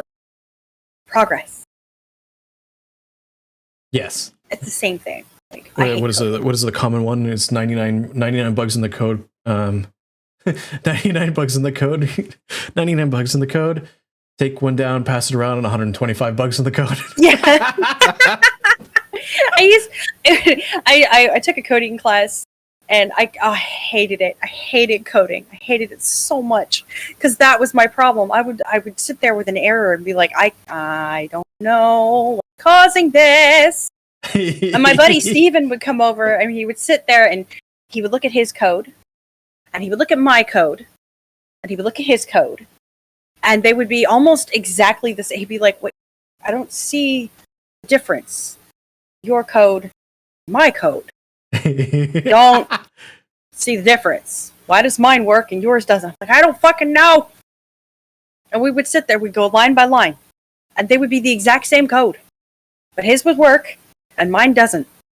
What's even funnier too, sometimes when coding happens like that, and you're like, there's no difference. You know what? Mine works, yours doesn't. We're gonna take mine, highlight the whole thing, copy, paste it into yours, and then you do it, and then it starts working. You're like, what the fuck changed? Like, we don't. Oh, wait. Oh.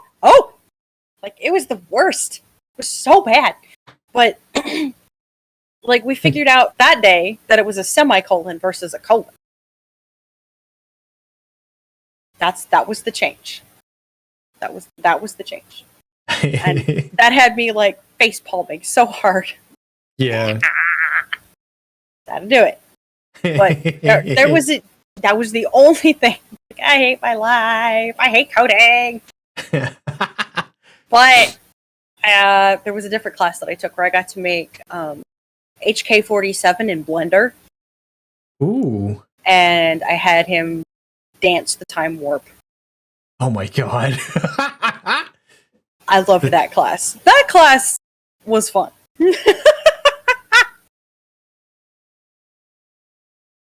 That was a fun class.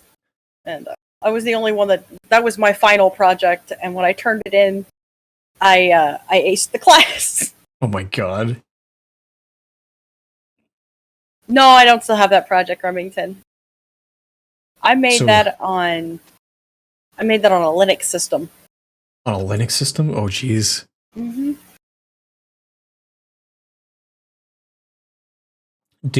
So what was the myth that you had? Oh, shit. I told the tangent to try to buy you time. And I was paying attention to your tangent. That's a true myth. It's a true myth. All sailors swear. All sailors swear? Yep, we all fucking cuss a lot.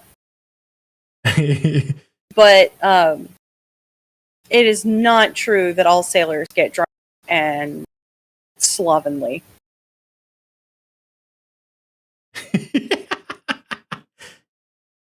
It's just not.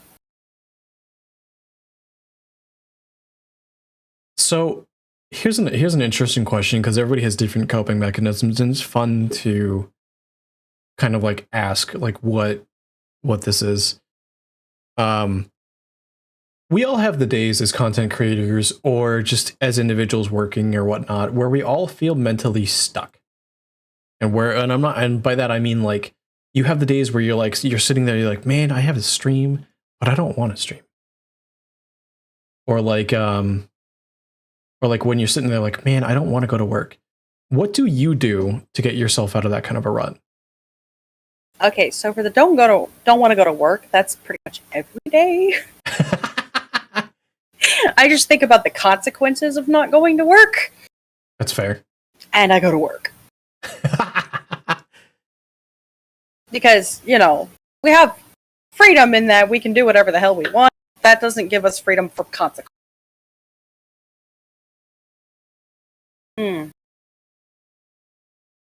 Army joke about the Navy. Oh my god.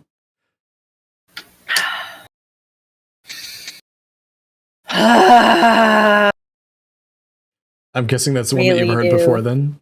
There's a Navy joke about the Army that they're all a bunch of illiterate assholes. So, it's kind of the same thing.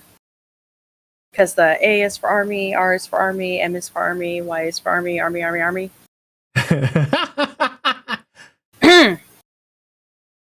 Like my brother was in the Army. That one's true. I know that's true.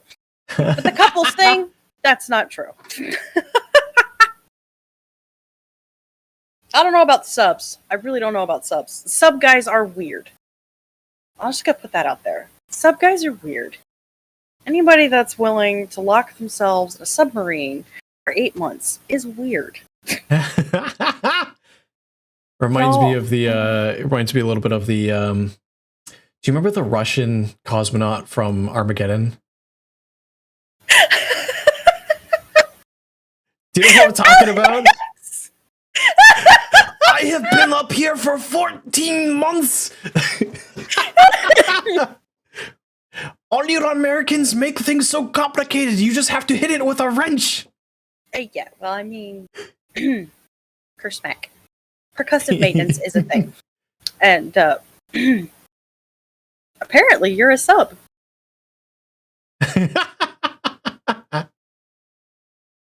Ella. Wait, what is? Hold on, Alex. I just saw Alex's message. Listen, Alex, you know damn well I'm a Switch. Yeah, but you're one of my subs. That's because you're too what's it called? Scary. Scary. Wow, my brain is just not working. What's the word? Stubborn. Late.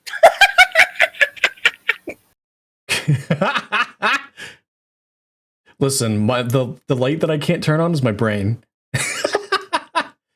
But yeah, you're too stubborn to be a submix. I mean, a sub for Alex.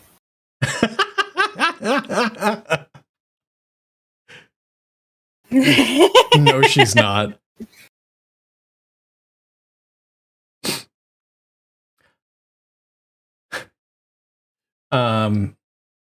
If you could go back and restart with like keeping all the knowledge and all the stuff that you've learned, and like restart streaming, restart VTubing, what would you go back and do differently, or would you even go back and do differently?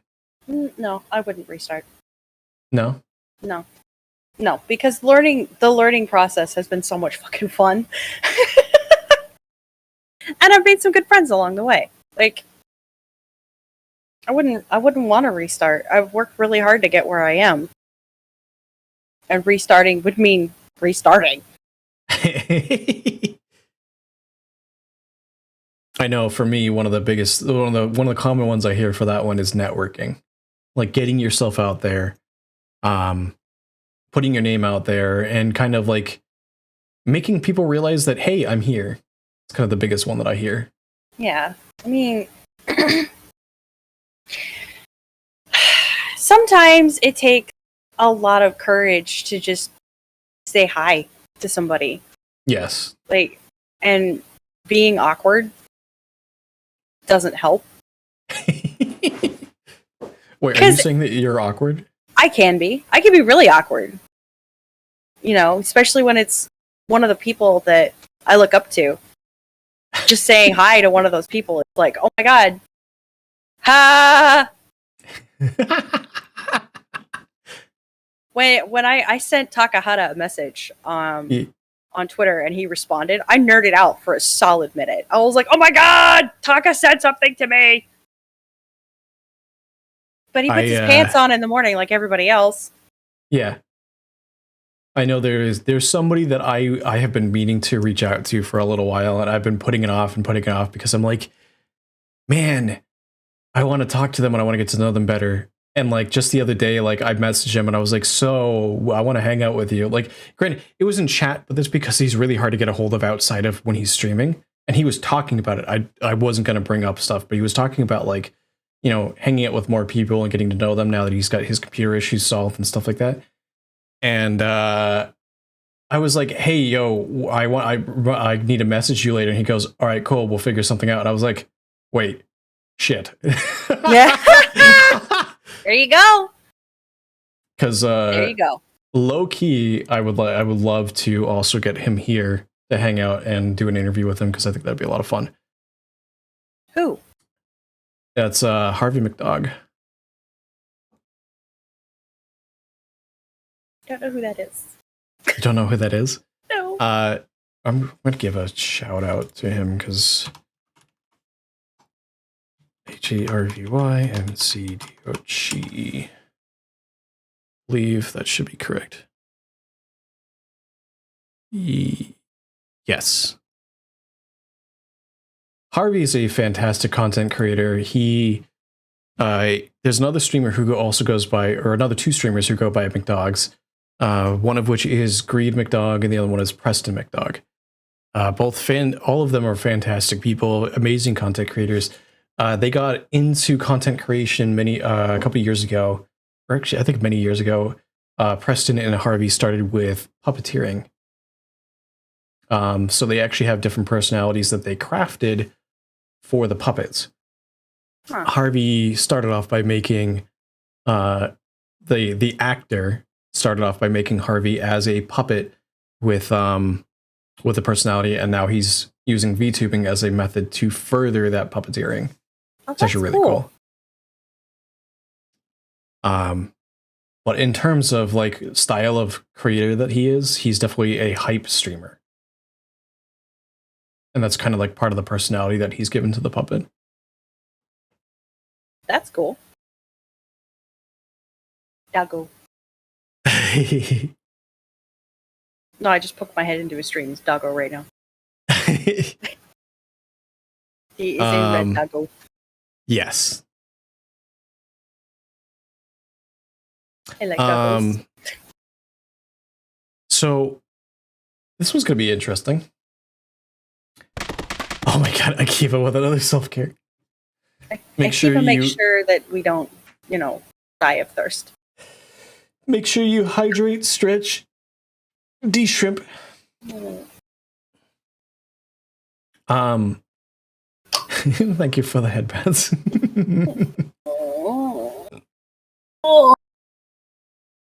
So, how would you personally... It looked like it hurt. How would you personally define success in streaming and VTubing? Making other people happy. And making myself happy. Making yourself happy? Mm-hmm. So, along Just with having a good that, time. what do you think has been your most successful moment since streaming? I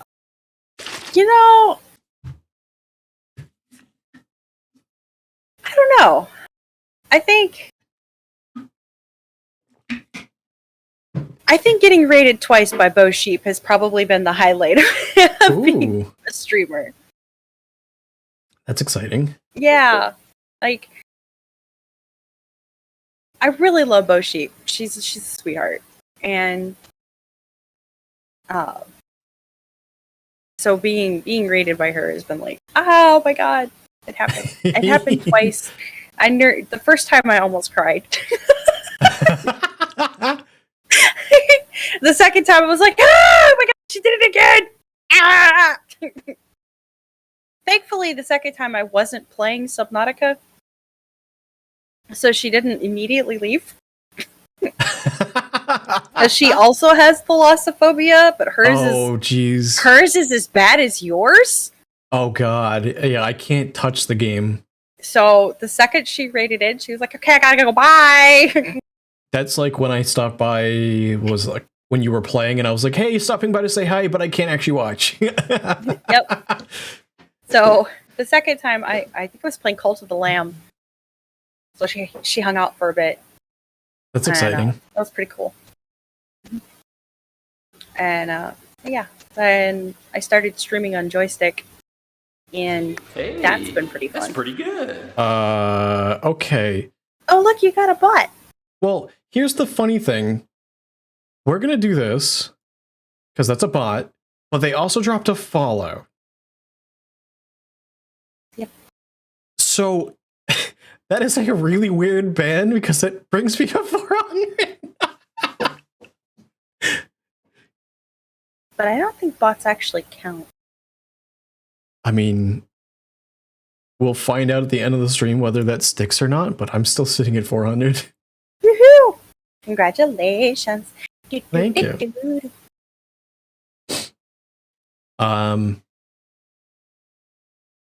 For me, one of the biggest parts of success, and still kind of blows my mind a little bit.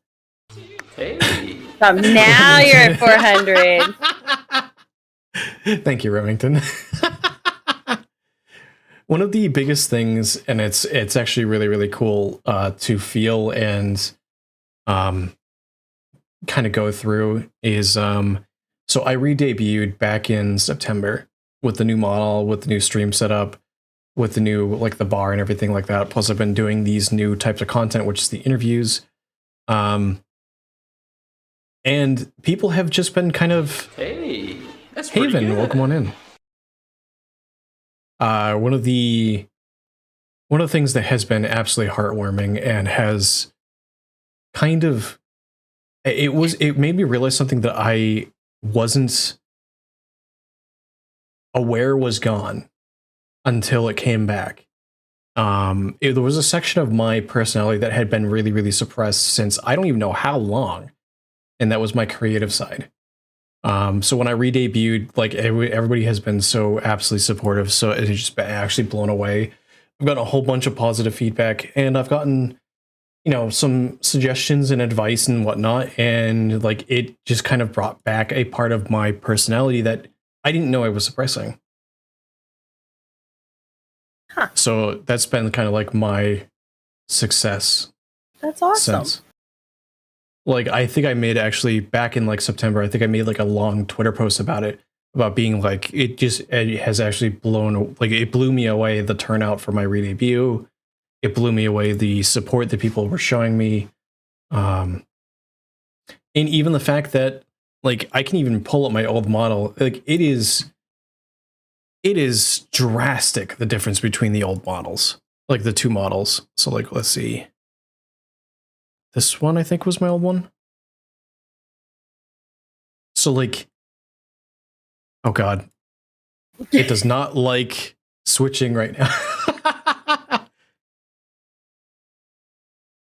So like Wow. comfy, soft lines. There's like no black lines in this at all. It's not angular. It's chibi style. It's very baby. It's also lagging. It's a very baby burb.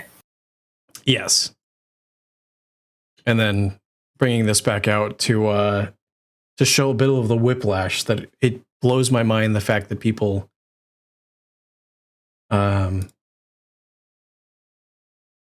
still deal with and support. Wow, it is literally just my V2 Studios that is just kind of freezing right now. And I mean, you're an adult now. You look like an adult now. and that is one of the reasons why I wanted a 2.0.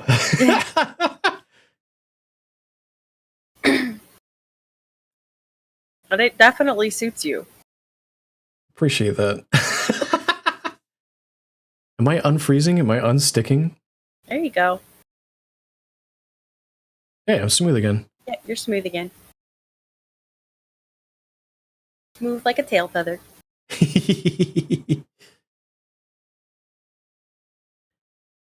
Do I have, let's see. Oh, what is a trait or like a part of somebody's personality that you find yourself respecting the most with people that you meet? Honesty. Honesty? Mm-hmm. Just the ability to be honest with themselves and other people. That's actually really cool. For me, it is, I would probably say it is, thinking about it, yeah, it's kind of like honesty. It's kind of like the same thing. It's like people not trying to put you through bullshit for the sake of trying to appear like somebody they're not. Well, yeah. There's honesty, like, okay. Honesty and maturity. And I have to say the maturity part because there's a whole group of people, especially on the internet, who don't seem to think that you can disagree and still be friends. Oh yeah. Yes. But my best friend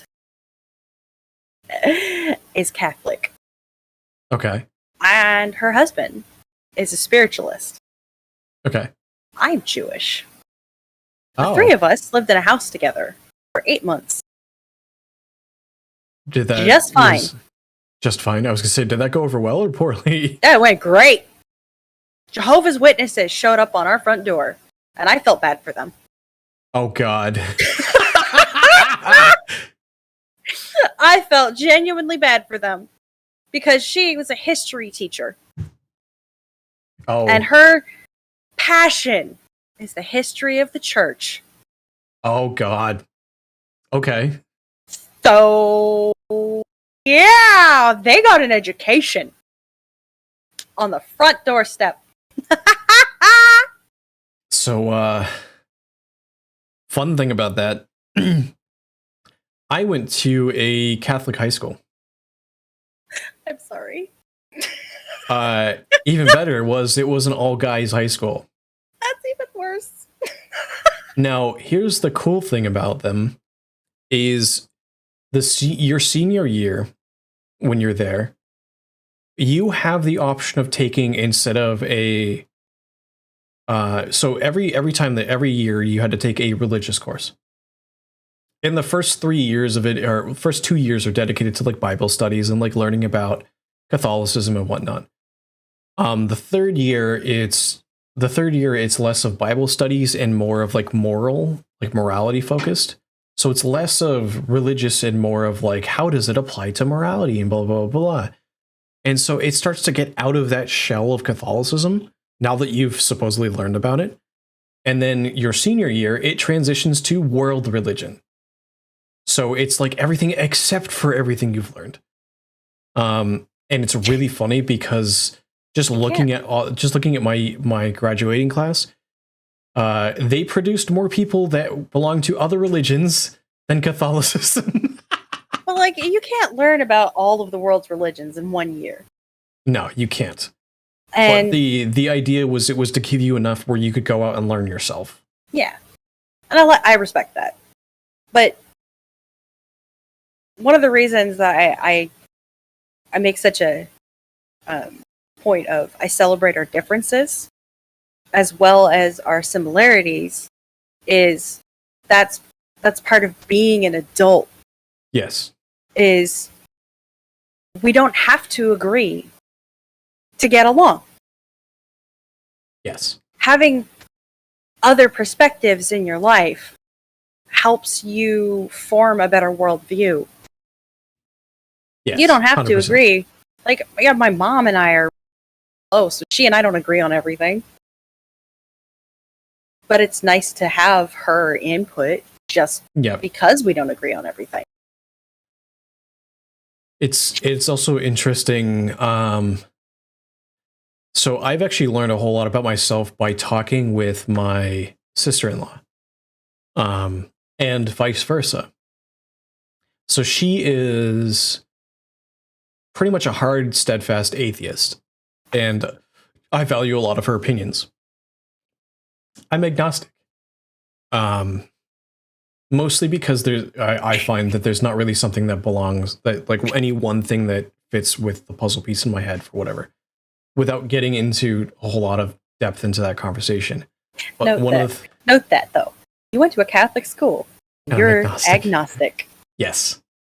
If you had to, so funny thing, if you told me that I had to pick one religion that I felt was the closest with what I picture in my head, I would pick the closest one I would actually have to pick. It's not really a religion per se, it's more of like a belief system, is the Nordic belief, like the Viking kind of style.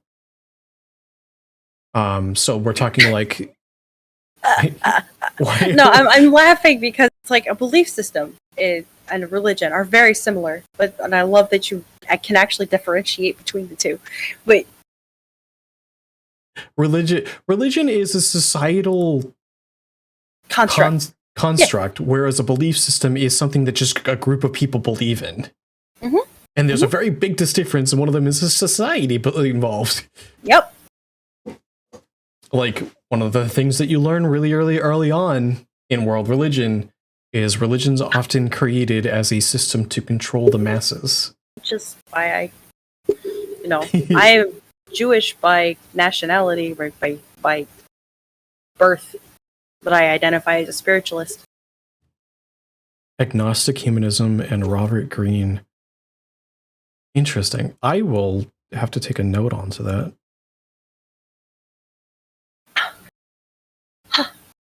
I love my water. So good. So there is one, without going into too much depth, there is really one kind of quote that I learned, one kind of big picture to kind of explain where my head is at for when it comes to that kind of a thing. And it's the story of, it was like 13 blind people and an elephant. Now, obviously they can't see the elephant, so they're all going on their different senses, and they're all explaining this elephant. And so one of them walks up and touches the leg of the elephant. They're like, oh, the elephant's like a tree. Another one comes up and they feel like the trunk, and they're like, oh, it's like a snake. Another one comes up and they feel the tail, and they're like, oh, it's like a it's furry, like like a coat and whatever. Another one walks up to the side of it. It's like a wall. And none of them are inherently wrong. Oh my God. Z, of course, Z does the rave bird in the middle of this.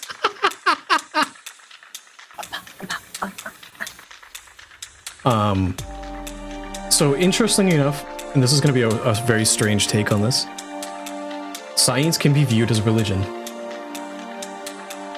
Anything that you blindly believe in and follow without question is a religion. Yes. So yeah, Granted, science can be your religion. Granted, if you believe in science and the rules or whatever, and you understand why they exist and where they come from, it kind of falls less in the religious category. But there are still core beliefs and core concepts in science that are really hard to prove yourself, so that it kind of falls still in that category. So that whole comparison is kind of where my head is at. I don't think any one religion is necessarily wrong. I don't really necessarily think that any one captures the entire picture. And it's a belief of, like, when you compare them all in the comparisons and stuff like that, that's where you start to get a larger picture, personally. Very interesting. I'm loving this rave bird.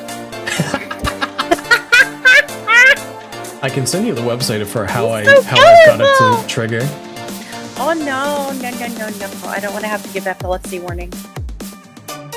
Oh, that's fair.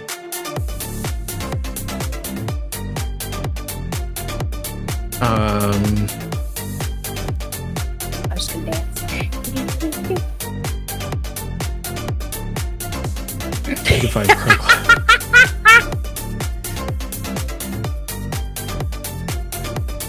So while I'm coming up with the next couple of questions, we'll open it up to where chat can ask us questions, either one of us, for you guys can aim questions at either one of us and we can answer them. Questions? Or do you have questions for me too?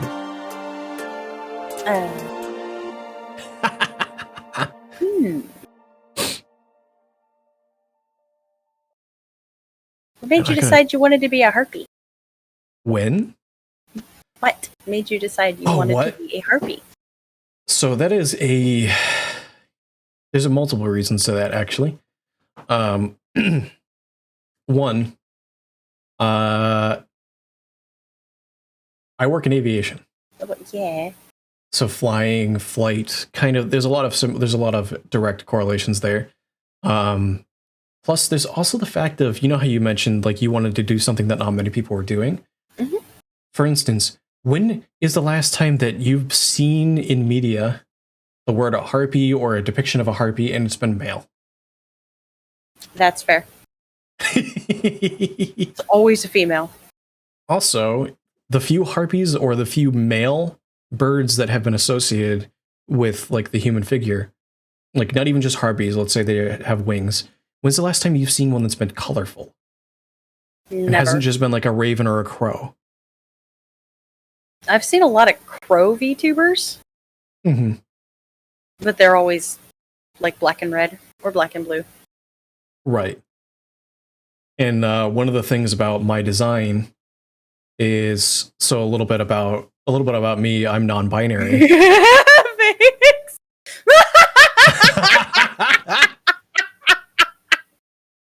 A little bit about me. I'm non-binary, and all the colors of the non-binary flag are incorporated into my design. Nice. The Remington wants forehead kisses. Remington does want forehead kisses.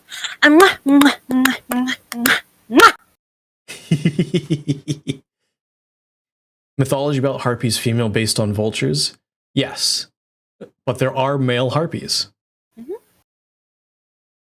I mean, even if you look as far as, like, Yu-Gi-Oh! And stuff like that, they're all females. Also, if Minx moves slightly to the right, you'll see that in the bar in the back is the non-binary flag. Oh, one of the things I had the my artist incorporate into the bar. Hey yo, Mink's getting down on her knees.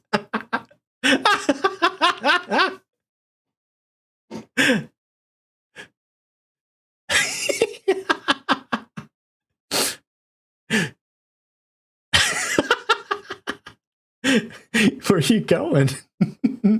Not on my knees, motherfucker.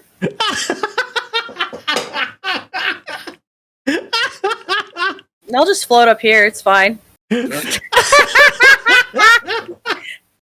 What's your question, sweet?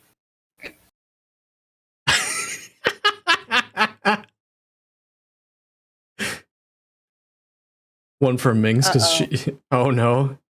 I'm in trouble. Ceiling Tiger is watching you. Oh my god! Spider Minx, Spider Minx. Oh god, it's Spider Minx! Run!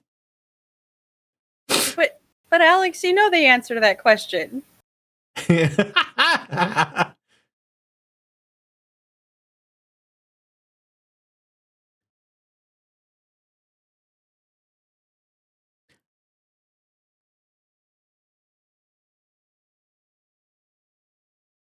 Now it's stuck in your head. It is stuck in my head.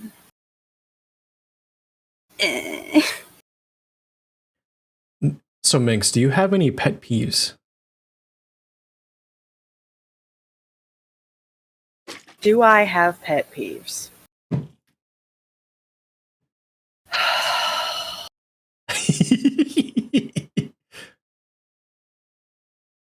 Yes. Yes. Come out onto my flight line with a cell phone in your pocket. I am going to.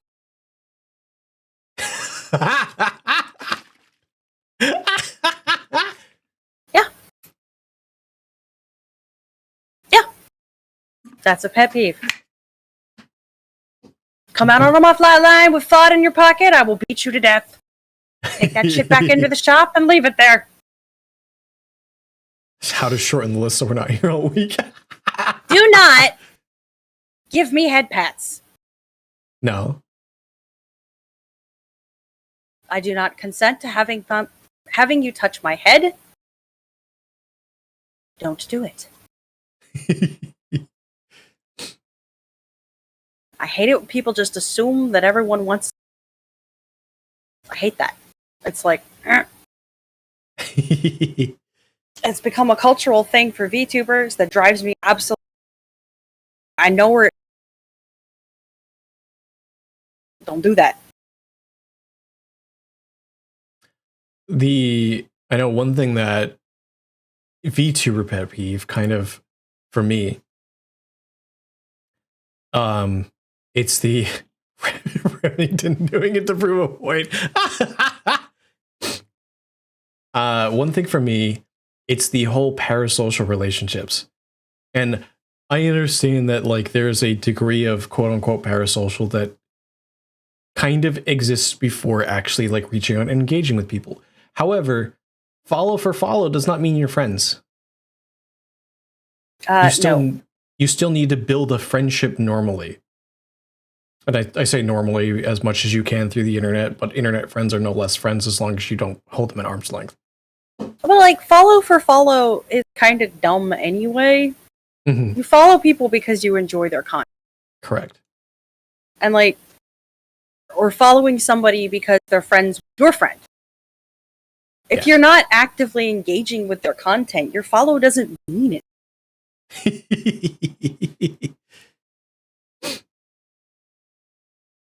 So, it doesn't mean anything. At least for me. Or another one is another thing that kind of drives me crazy. It's the so-called self-termed VTuber supporters.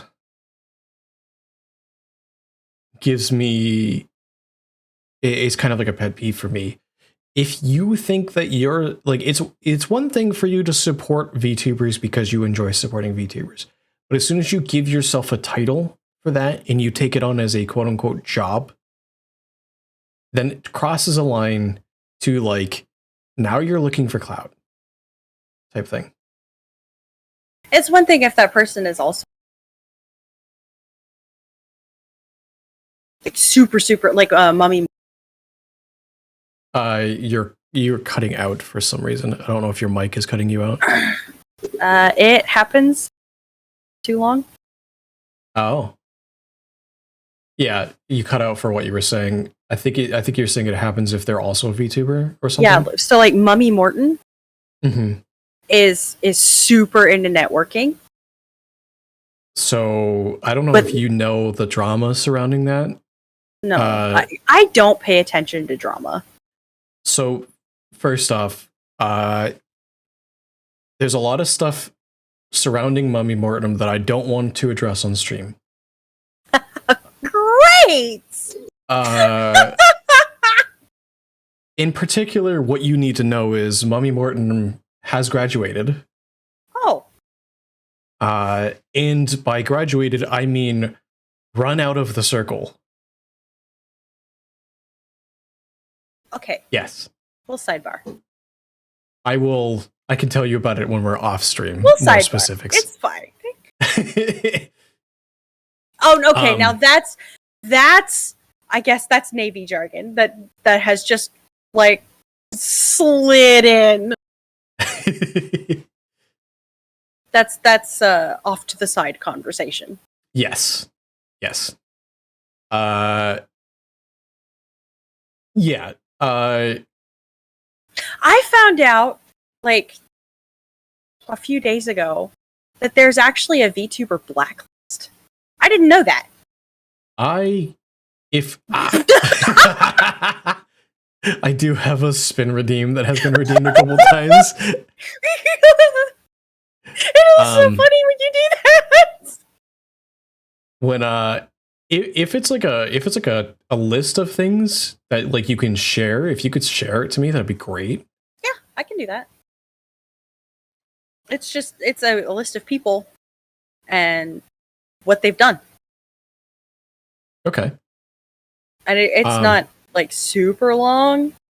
It's just I was surprised at who's on there.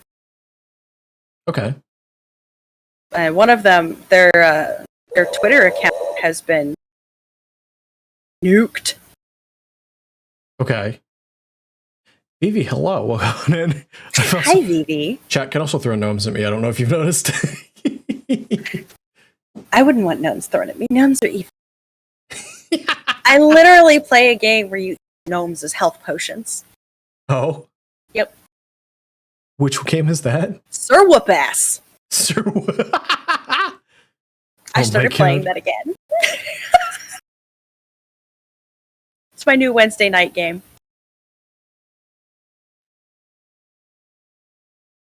I'm so happy that it's running better. They finally did a patch that's like in response to all of the community feedback, Okay. and it runs so much better now. I wonder. We're gonna when after stream, when I go to do a couple things with you to help things run better, there's a setting I'm gonna have you do. That's not in OBS. That's not in any of your games, but it will do wonders for a bunch of games that don't necessarily have good graphics settings. Oh no, this one, like, the game had a memory leak, Oh. and I actually have a clip of everything melting. Oh God. The game melted everything. And Also, keep stealing my goggles. they fixed the memory leak, but they didn't fix anything else Oh. that the memory leak affected. It was weird. Interesting. And one of the things that, like, you could go up against a wall and it would flip the camera, and it just...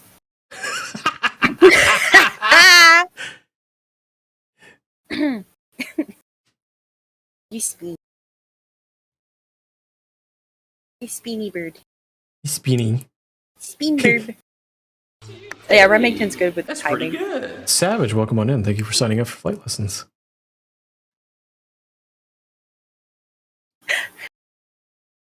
Flight lessons. Yes. Have you ever seen the movie Better Off Dead? Better Off Dead? I can't say I have. Okay, one of these nights, we're just gonna do. Hi, son. That's my work son right there. Your work, son. Okay, so true story. I'm standing outside the tool room. I've got a bucket of JP5. Okay. And this guy walks up to me and goes, "Hi, Mom!"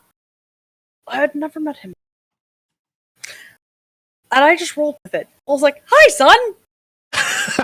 It took me a week and a half to find out his name. Because we were wearing coveralls. Oh my Nobody God. had name tapes. Yeah, you don't typically wear those on the flight line, do you? Yeah, it was exactly something you would do. We were just wearing coveralls, and it took us like a week and a half. Like finally, we were like, "Hey, what is your name?" That's great. Yep. I also realize I have been streaming my whole screen to you and not the OBS window. That's fine. Yeah, I got chat on both sides. Now you can see the whole thing. Woo! And now Mickey's throwing things at you. And JP5 is jet propellant. As she said it, I totally didn't open Google and look up to see if it was jet fuel or not. It is. Fun fact about me: I used to work as line service at a airport. JP5 is F44. It is 6.8 pounds per gallon. 100 low lead, I think, is 7 pounds per gallon. 100 low lead is Hey, Mickey, I'm a mech. I know more about fuel than anybody. I used to take showers in that shit. Is that the same? Is that the same jet fuel that is used on the civilian side as well? That's JP8. Oh, it is. Okay. Because I know Now I'm being a nerd. Now I'm a nerd.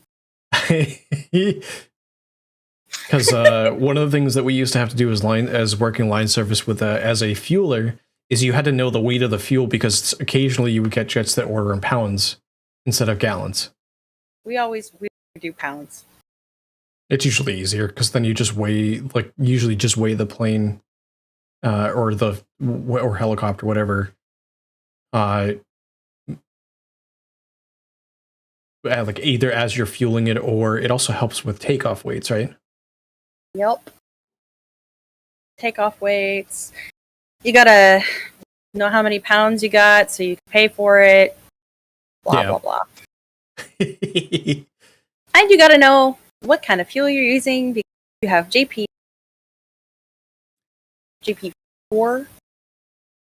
Can't put it on a boat. One of my favorite stories working at the airport. I just realized that was not you smacking your desk. One of my favorite stories. We get a call. We close normally at the time. We had closed at like 10 o'clock, and we get a call around 9:30 asking for somebody to stay late. And at the time, I'm like, you know what? I could use the extra cash, so I volunteer. And it's basically the local military base. They were doing late.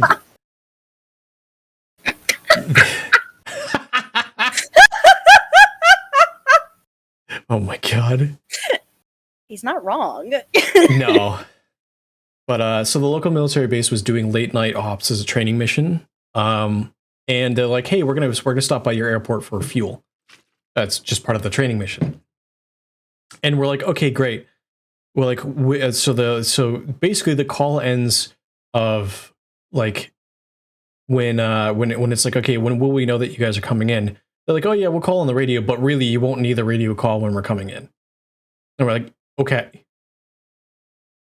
And I'm sitting in the building as a Chinook comes down, lands on the airport, and comes down on the ramp where I go to put when whatever. And I tell you, as the helicopter's on approach, the building is shaking. Yeah, of course it is. It's a shit hook. I mean, a Chinook. It was also amusing for them to go, all right, park the truck here and unhook the hose and we'll take care of the rest. And I'm like, it was like, okay. And they're like, yeah, you can't actually operate the truck for us because it's military. Yeah. Like, okay. I'm like, I do need to watch you do it just in case. But they're like, yeah, that's fine. That's normal. So we had a couple of Army little guys land on our flight line. Yep. And the guys jumped off the birds. They shut them down. They ran inside. I have no idea what they were doing. That was above my pay grade. No idea. Don't care. Don't know. Care. Did not ask. One of the people in my detachment was one of those I know more than people. Slides up next to me. Yeah. I don't know if you know about the Army little guys, but they are little tiny helicopters. Okay. The air crew hangs off the sides. That's how small they are. That's why they're called little guys. She slides up next to me and goes, "Are those Chinooks?" I just looked at her. I was like, Are you fucking kidding me? Are you fucking me in the mouth right now? No, those are not Chinooks.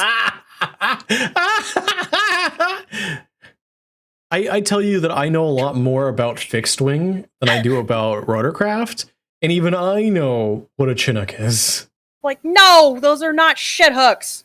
Shit hooks have two big props, dumbass. And I walked away. They're also probably 4 or 5 times the size of that little guy. I walked away. I was like, no. And I walked all the way out to the debt shack, and I was like, and then I told everybody. Because I couldn't believe it. And they weren't going to either. Oh my god. Like, she's the Karen of our detachment. Oh no. Every det has one. Every squadron has their Karen. Our squadron had 3. She was not the one that came to work with. In Alberta, a Chinook is a warm wind from the south during the winter. Your car's extended warranty. Oh my god. It's free real estate. Little birds are spec op. Yeah, they are. And the spec op guys that got off of them were they were they were a bunch of nice asses walking past me, and I was looking. I'll pause what I was doing. And I was not simping. The person I was standing next to, though, crap, she was like. See, there's a difference between simping and visually sipping.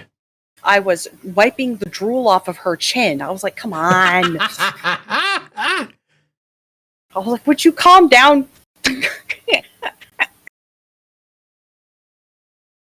Objectifying? No, just enjoying the view. I can enjoy the view. God damn it.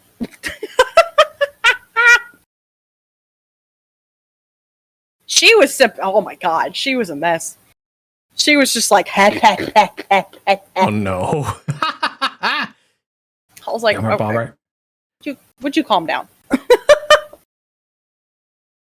Come on. We got work to do.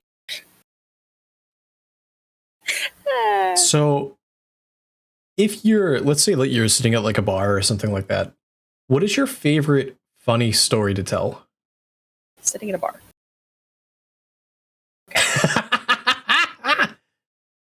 I'm sitting at the bar.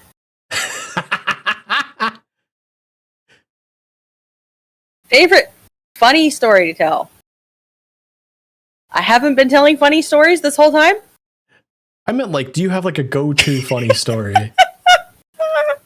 Like, No. new group of people need to make a good first impression, need to be funny. Like, do you have a go-to story? No.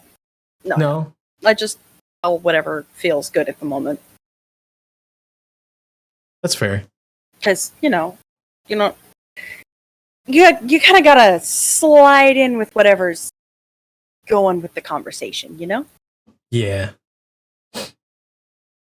Whatever I know feels good.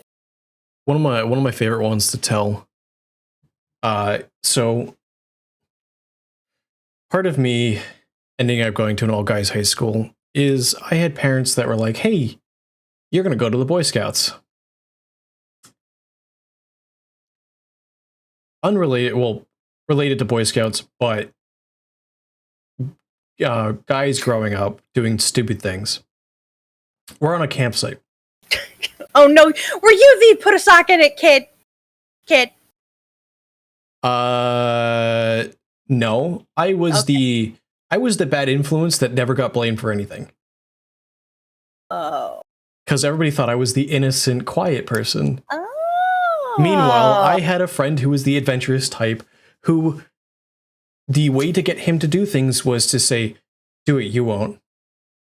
No balls. So I was like, "Hey, this is a really dumb thing that I know is really dumb, but I know that he'll do it if I just say, 'Do it, you won't.'" We were at a campsite, and at the campsite there's a beach. Well, this beach had a hill on it that went down to the main part of the beach. And it was just covered in sand because it just connected straight with the beach. And I was like, "Hey, you know, it'd be really fun because we're really, really bored and we're on a campsite and there's nothing to do. Okay. Go up to the top of the hill and just run down the hill as fast as you can." And he's like, "Well," before he could even finish his thought, I was like, "Do it, you won't." So he does his little dumb stupid thing where he puts one of his hands on his hips, looks up in the air, does like a pose, and puts one of his fingers up in the air, and then starts running up the hill. Gets to the top of the hill without missing a beat, just turns back right around and starts sprinting down the hill. I tell you, he hit the bottom of the hill and face planted so hard that you could basically hear it from the campsite. Is that Oy vey. Oy vey. You were the instigator. I was the instigator. I never got blamed for anything. It was the wait, what happened to him? Oh, I don't know. He slipped and fell.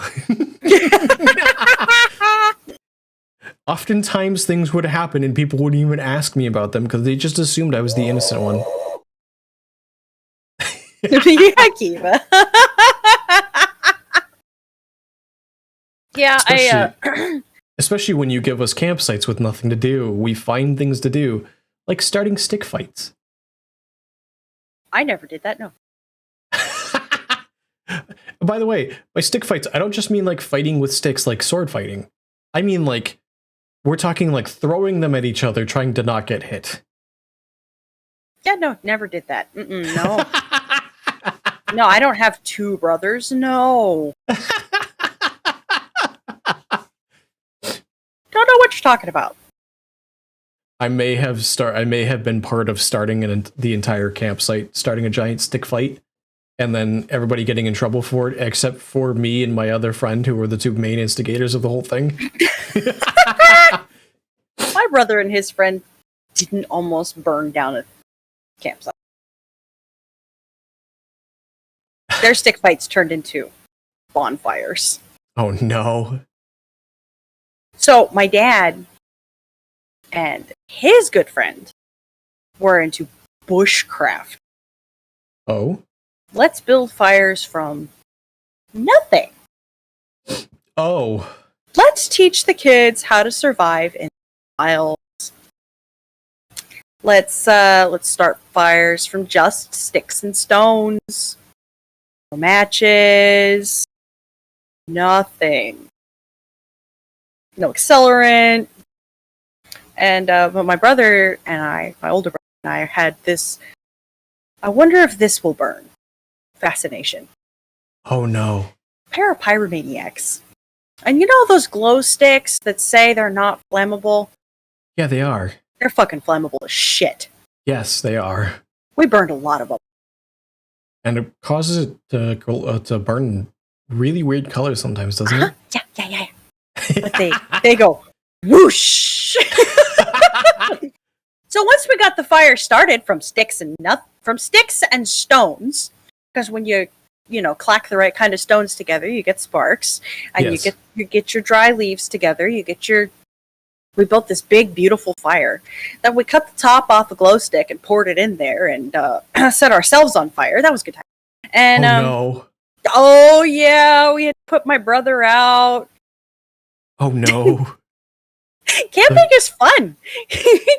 The closest I've come was I had a friend who stood too close to a bonfire so we used to do massive camp bonfires. And one year, me and a couple buddies were responsible for getting it started. Not really a hard task, especially when, the camp up to that point was responsible that entire morning of collecting firewood and building it up for the bonfire. And then we just kind of put it together. Well, when you need to build a big bonfire and you need to get it going quickly, you build a small little fire, like you build the small little stack of sticks inside a larger stack of sticks inside a larger one. Yeah. One of the older adults who used to be a scout was like, okay, that is one way to do it, or we're going to do this the fun way because we have money and we can do this. Oh, no. As my friend is getting the little tiny fire started, he goes to step away as it's going because he hears him say this. He walks over with lighter fluid, takes his knife, stabs a hole on top of the can, and throws it into the middle of the fire. It got it going, and my friend lost his eyebrows. We've done the lighter fluid thing several times, but the dumbest stuff that we ever set on fire, like actual gasoline. We had that campsite that we did those really, really large bonfires at. There were trees around where the campfire was that used to have limbs that hang over the campfire. After one of the nights with the biggest bonfires, they decided, hey, we're going to cut those back. Yeah. I attended a bonfire out in the middle of the desert that we had to put out before we left. Oh. And yep, me and 3 teenage guys set ourselves on fire to put that thing out. Oh God. The best way to put it out is to stomp on it. Hey, I was gonna say if you're guys, you just pee on it. They tried that. Oh no. See, my next thing would be if you're in the middle of a desert, just get a couple shovels and just throw it onto the fire. Nobody brought shovels. What about buckets?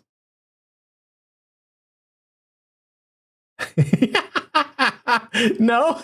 Teenagers are not smart. Oh no. Don't we talk about this earlier? Teenagers are not smart. They think they're smart, but they're fucking not. No, they're not.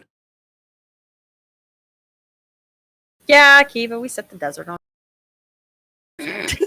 Makes breaks physics. I mean, there's some physics that doesn't break that you guys enjoy a lot. I mean, Hold on. We got this one here.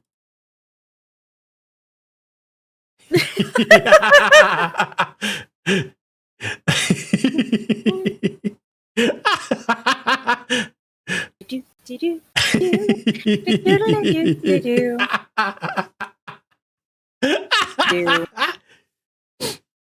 I can do this.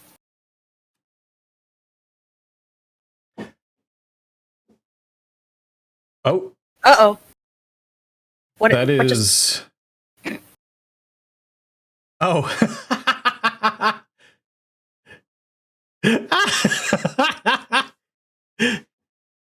Wasn't this my idea? Vic sent these to me. But wasn't it my idea for you to put them there? I don't know. I don't know if it was you or Vic's. Oh my god. Boobly See, eyes. Now Minx can go, look at me in my eyes. And chat goes, wait, which ones? My eyes are down here. Oh my god.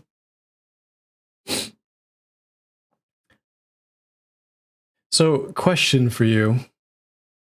I know that a lot of your chat is here, but for anybody who might be watching the VOD or might be from mine, and wants to check out your content more, where can your content be found? Oh, I have a card link. You have a card link. If you want to post it in chat, feel free.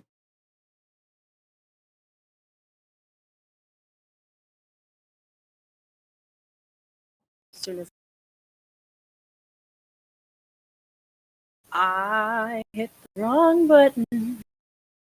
Reminds me of a shirt that says, let's compromise and put a set of eyes in the boob area. And says, now you can look me in the eyes.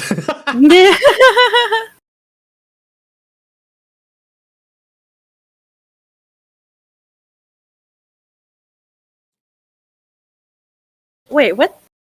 That's... Why does it do that? That's right. But that goes to the right link. It does. I don't understand why. Just That's interesting. weird. And then question That's is, gotta be a Twitter thing. I wonder if that is a Twitter thing.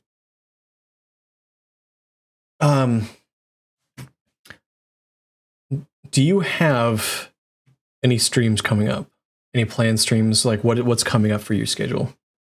Tonight. Excuse me. Tonight I will be streaming on Joystick. Oh. It's an 18 plus stream. Obviously, because you have to be 18 plus to do anything on Joystick. As a reminder, both of our channels outside of Joystick are also 18 plus. Yes. Yes. And to get that link, I posted on my... Mojo with a self-care check. I post it on my Twitter and on my Discord. Okay. That I also stream on Twitch Monday, Wednesday, Thursday. Well, Monday through Thursday. Jesus Christ. Monday through Thursday, unless I'm sick or exhausted. That's fair. Things coming up for me. We are doing I'm going to be posting a poll in the Discord later because I don't really know what to watch yet. But we are going to be doing a watch along. It's been a while since I've done a Discord event, so I want to get people together, hanging out. And we're going to be watching something in the Discord later. That should be. I created the event starting it for. I want to say I did it 6 p.m. Eastern. There's an event in the Discord if people are interested to hang out. You're more than welcome to. Akiva with the Yeetus. Yeetus, the leaders! And then tomorrow evening, me and Mojo Loki, I'm giving Mojo a shout out here. Me and Mojo Loki, we are playing through the Dark Souls series. Ooh. And we are... Wait, no, you don't have a choice in this, Mojo. We are going to be... I'm guessing tomorrow we're going to be pushing for potentially the end of the game or getting close to the end of the game, but we're towards the end of Dark Souls 1 at the moment. But we're going to be playing through Dark Souls 1, 2, and 3. It's kind of a long-standing collab. Nice. And then things upcoming, a small sneak peek, as you will, for future streams. we've got coming up next week, next Friday, we've got Scorpling coming up as we're going to be welcoming Scorpling to the nest. I'm taking 2 weeks off of interviews. I've actually got 2 open nest plans for those 2 weeks. The 21st and the 28th, I've got open nest plans. Minxie, actually, you should have a role that I've given you on the server, I believe. Mm-hmm. So you can actually see a chat that's called Nest Chat. There's going to be one on the 21st and one on the 28th. If you want to check those stuff out, you're more than welcome to come by. On the 8th of January, we've got Autumn Tan coming by for an interview. The 13th, we've got Pinbun. And then we're still planning out the further beyond that. But the week before Valentine's Day, I have a Smasher Pass planned with Eldritch. Nice. So there will be stuff coming out on my Twitter about that, but I'm going to be waiting till after the holidays to post anything about it. But it's going to be a Valentine's themed Smasher Pass, so that should be a lot of fun. That sounds like fun.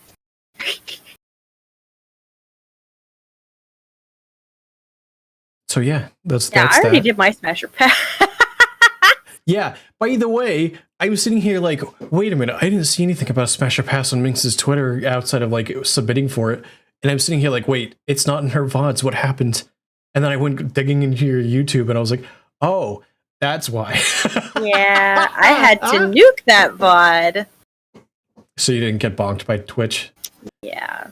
But it's on my YouTube, it's marked as 18 plus because of something that popped up. A little bit of Something that popped up, yes. That's fair. Yeah. But you know, it's on the YouTube channel. It's there now. Yes, Remington prized it. My own silly fault. I was doing so well, pulling it to the other monitor, and then I was just muscle memory, like Yeah. I was doing so good. Yeah, but that's it would have been. It would have eventually, cycled off the channel anyway. That's still fair, but during that time you can get bonked from Twitch. Yeah. So I did not want to get bonked. No, it's fine, Remington. It's fine. I did what I wanted to do, which was make it a YouTube video anyway, so that it lives for eternity. Yes. It's also not a bad idea just to export your VODs over to like a YouTube and like make a playlist for your VODs, just so that they get saved, because they won't go away on YouTube. Oh, I have lots of playlists.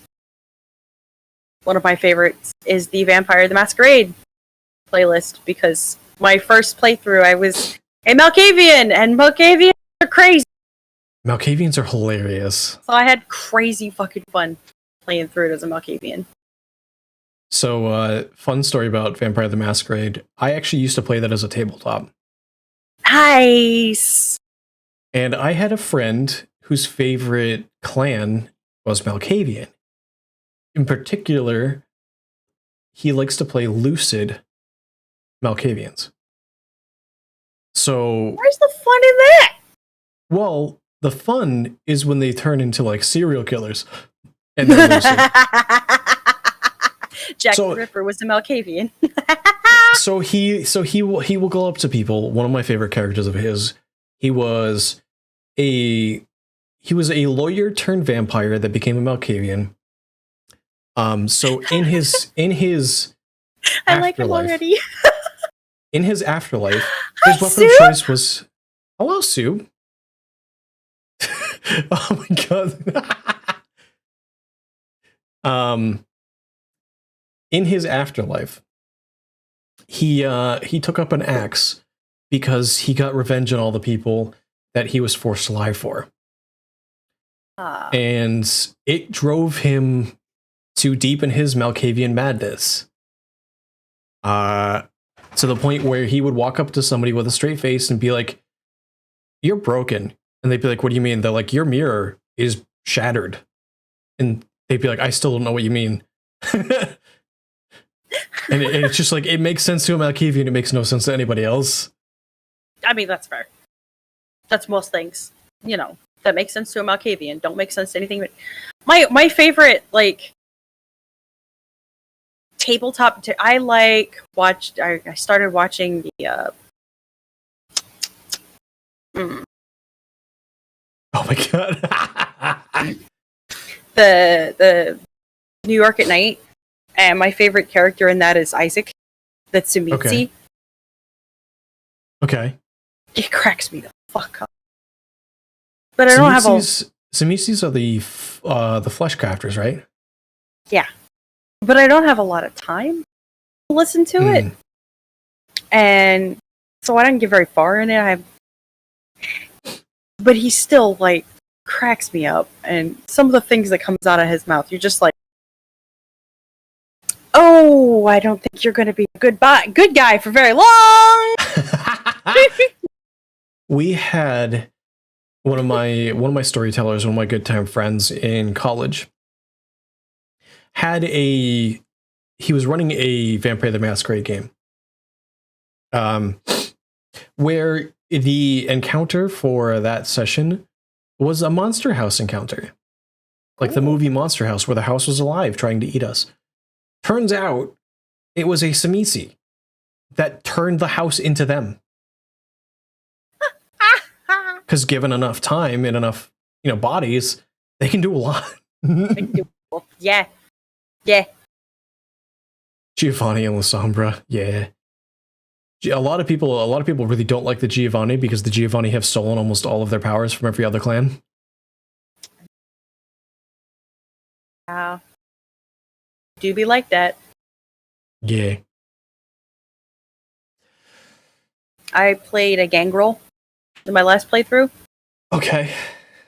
And I had a guest on the channel while I was playing it one night, and she thought I said gay girl. Oh no. Instead of gangrel. And it became a running gag for the rest of the night.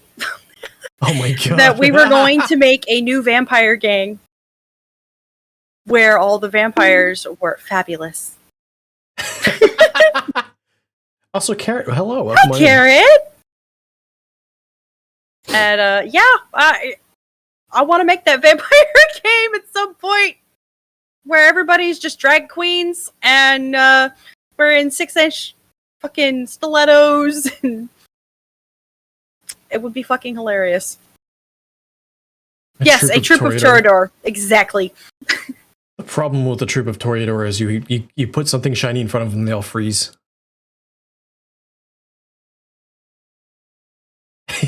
Not wrong. You can get them those book covers that we had in high school. Oh my god. Zing. One of my favorite characters was a Toreador, so I got a little creative with their flaw. So the whole thing about the Toreador flaw is it has to be based around art. Well, his art was the art of war. So occasionally, when we'd be in fights and things like that, the storyteller would look at me and be like, "Roll your resistance," and I'd be like, "Okay." They're like, "Because the way that character just got murdered is triggering your flaw," and I'd be like, "Fuck." Or things like brilliant strategy would also trigger the flaw, and it was one of the great ideas that I had for the character that actually made for some great storytelling moments. Because one of the things is it was the game itself was taking part in the past, and my character was a very traveled character, and carried around a copy of the Art of War with him. That's interesting. Yeah. That's really interesting. It was a really cool character. I like the idea of the gangrel that like can hear the voice of their beast and has that is a really Gollum cool. and Smeagol kind of thing. Has an argument with them. That is really cool too. I had another cool character that I came up with, a really cool concept. And hear me out on this. Hey, that's Broken pretty Wings, good. welcome on in. Hi, Broken. Another really cool concept that I came up with was an archer. And they were a... Hawkeye has entered the chat. What was... Oh, shoot. What was the clan that was like typically the assassins? I don't remember. They had the marked aura. You're asking me to remember. Assamite. Yes, Assamite. So I made an Assamite archer who Tequila. specialized in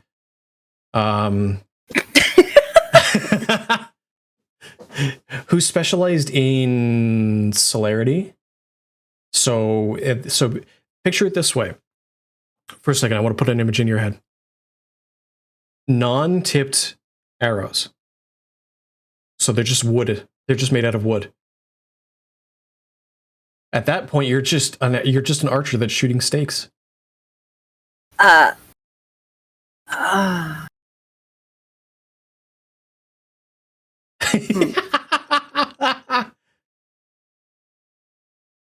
Okay.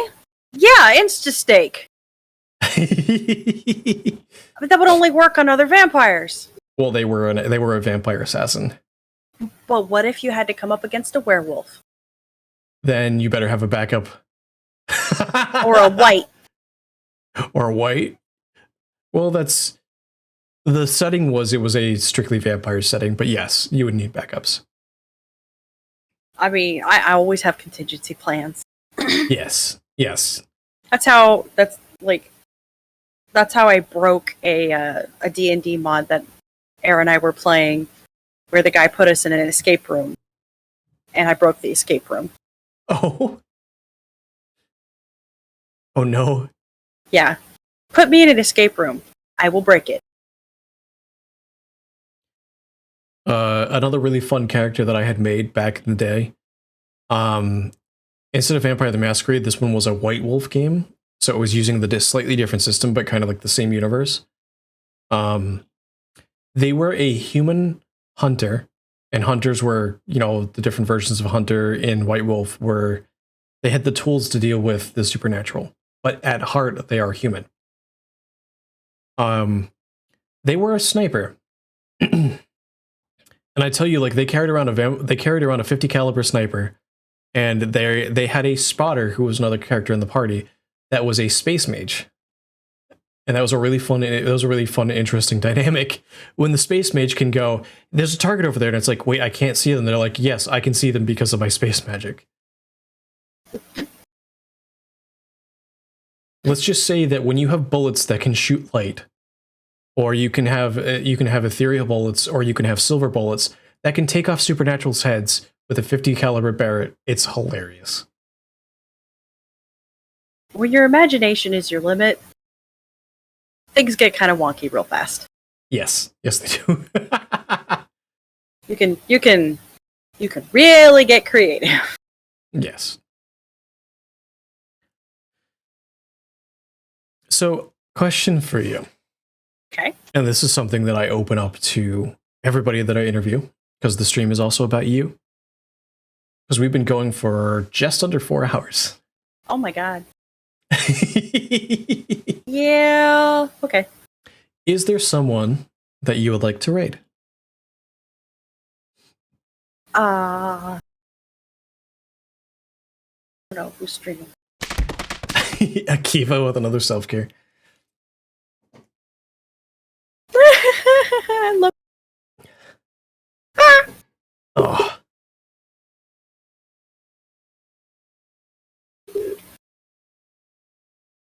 Oh.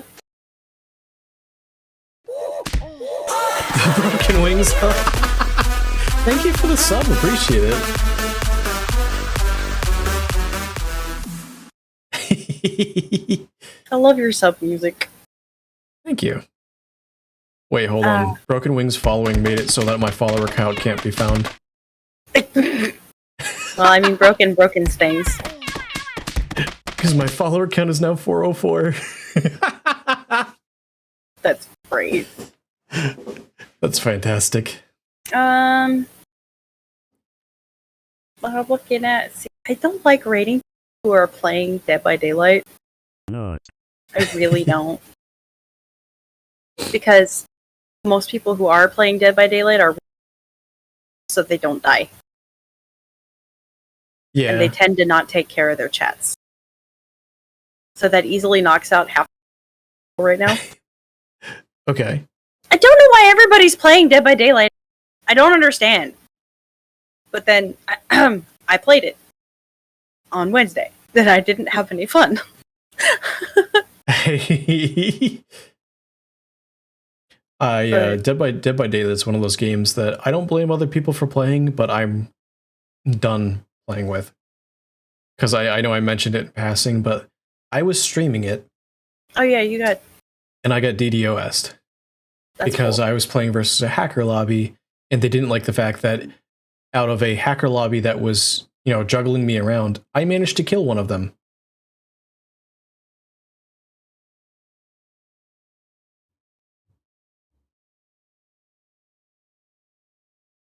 No. Huh.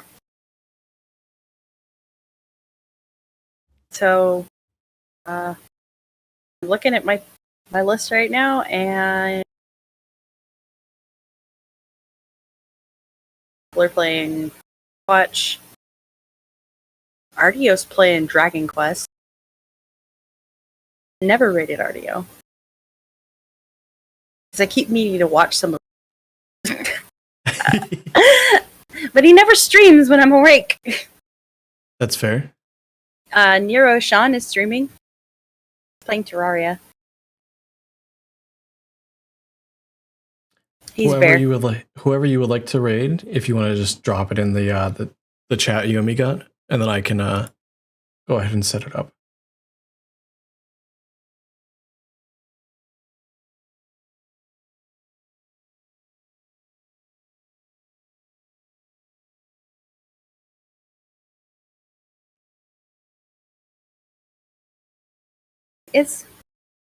He is bear. He's bear. He is bear.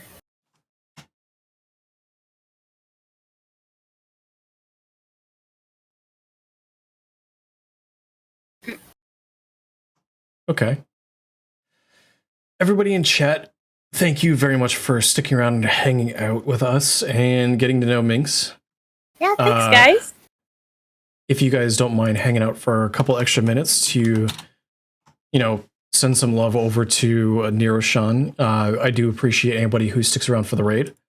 It certainly makes their day when that number that we raid into is a little bit bigger. Mm-hmm. And it gets you extra channel points to torture Zemu later. It's true! That is my typical raid message.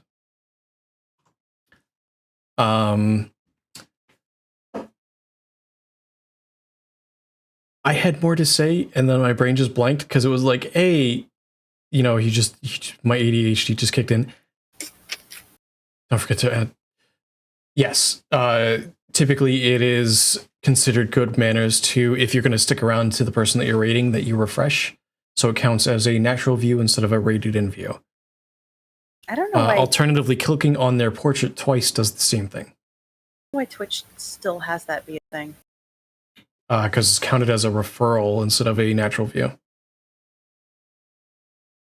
But Minx, this has been a whole ton of fun. Yeah, it has. And then, as I mentioned, you are more than welcome to come by whenever, especially if I have an open nest. I also thank everybody for hopping in and joining out. And until later, I hope everybody has a good day and a good rest of your day. And I will catch you all later. Bye, everybody. Bye. Mwah! It's just gonna auto go before I can hit the button. So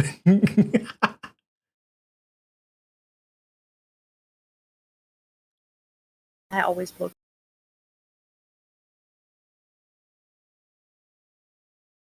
Okay.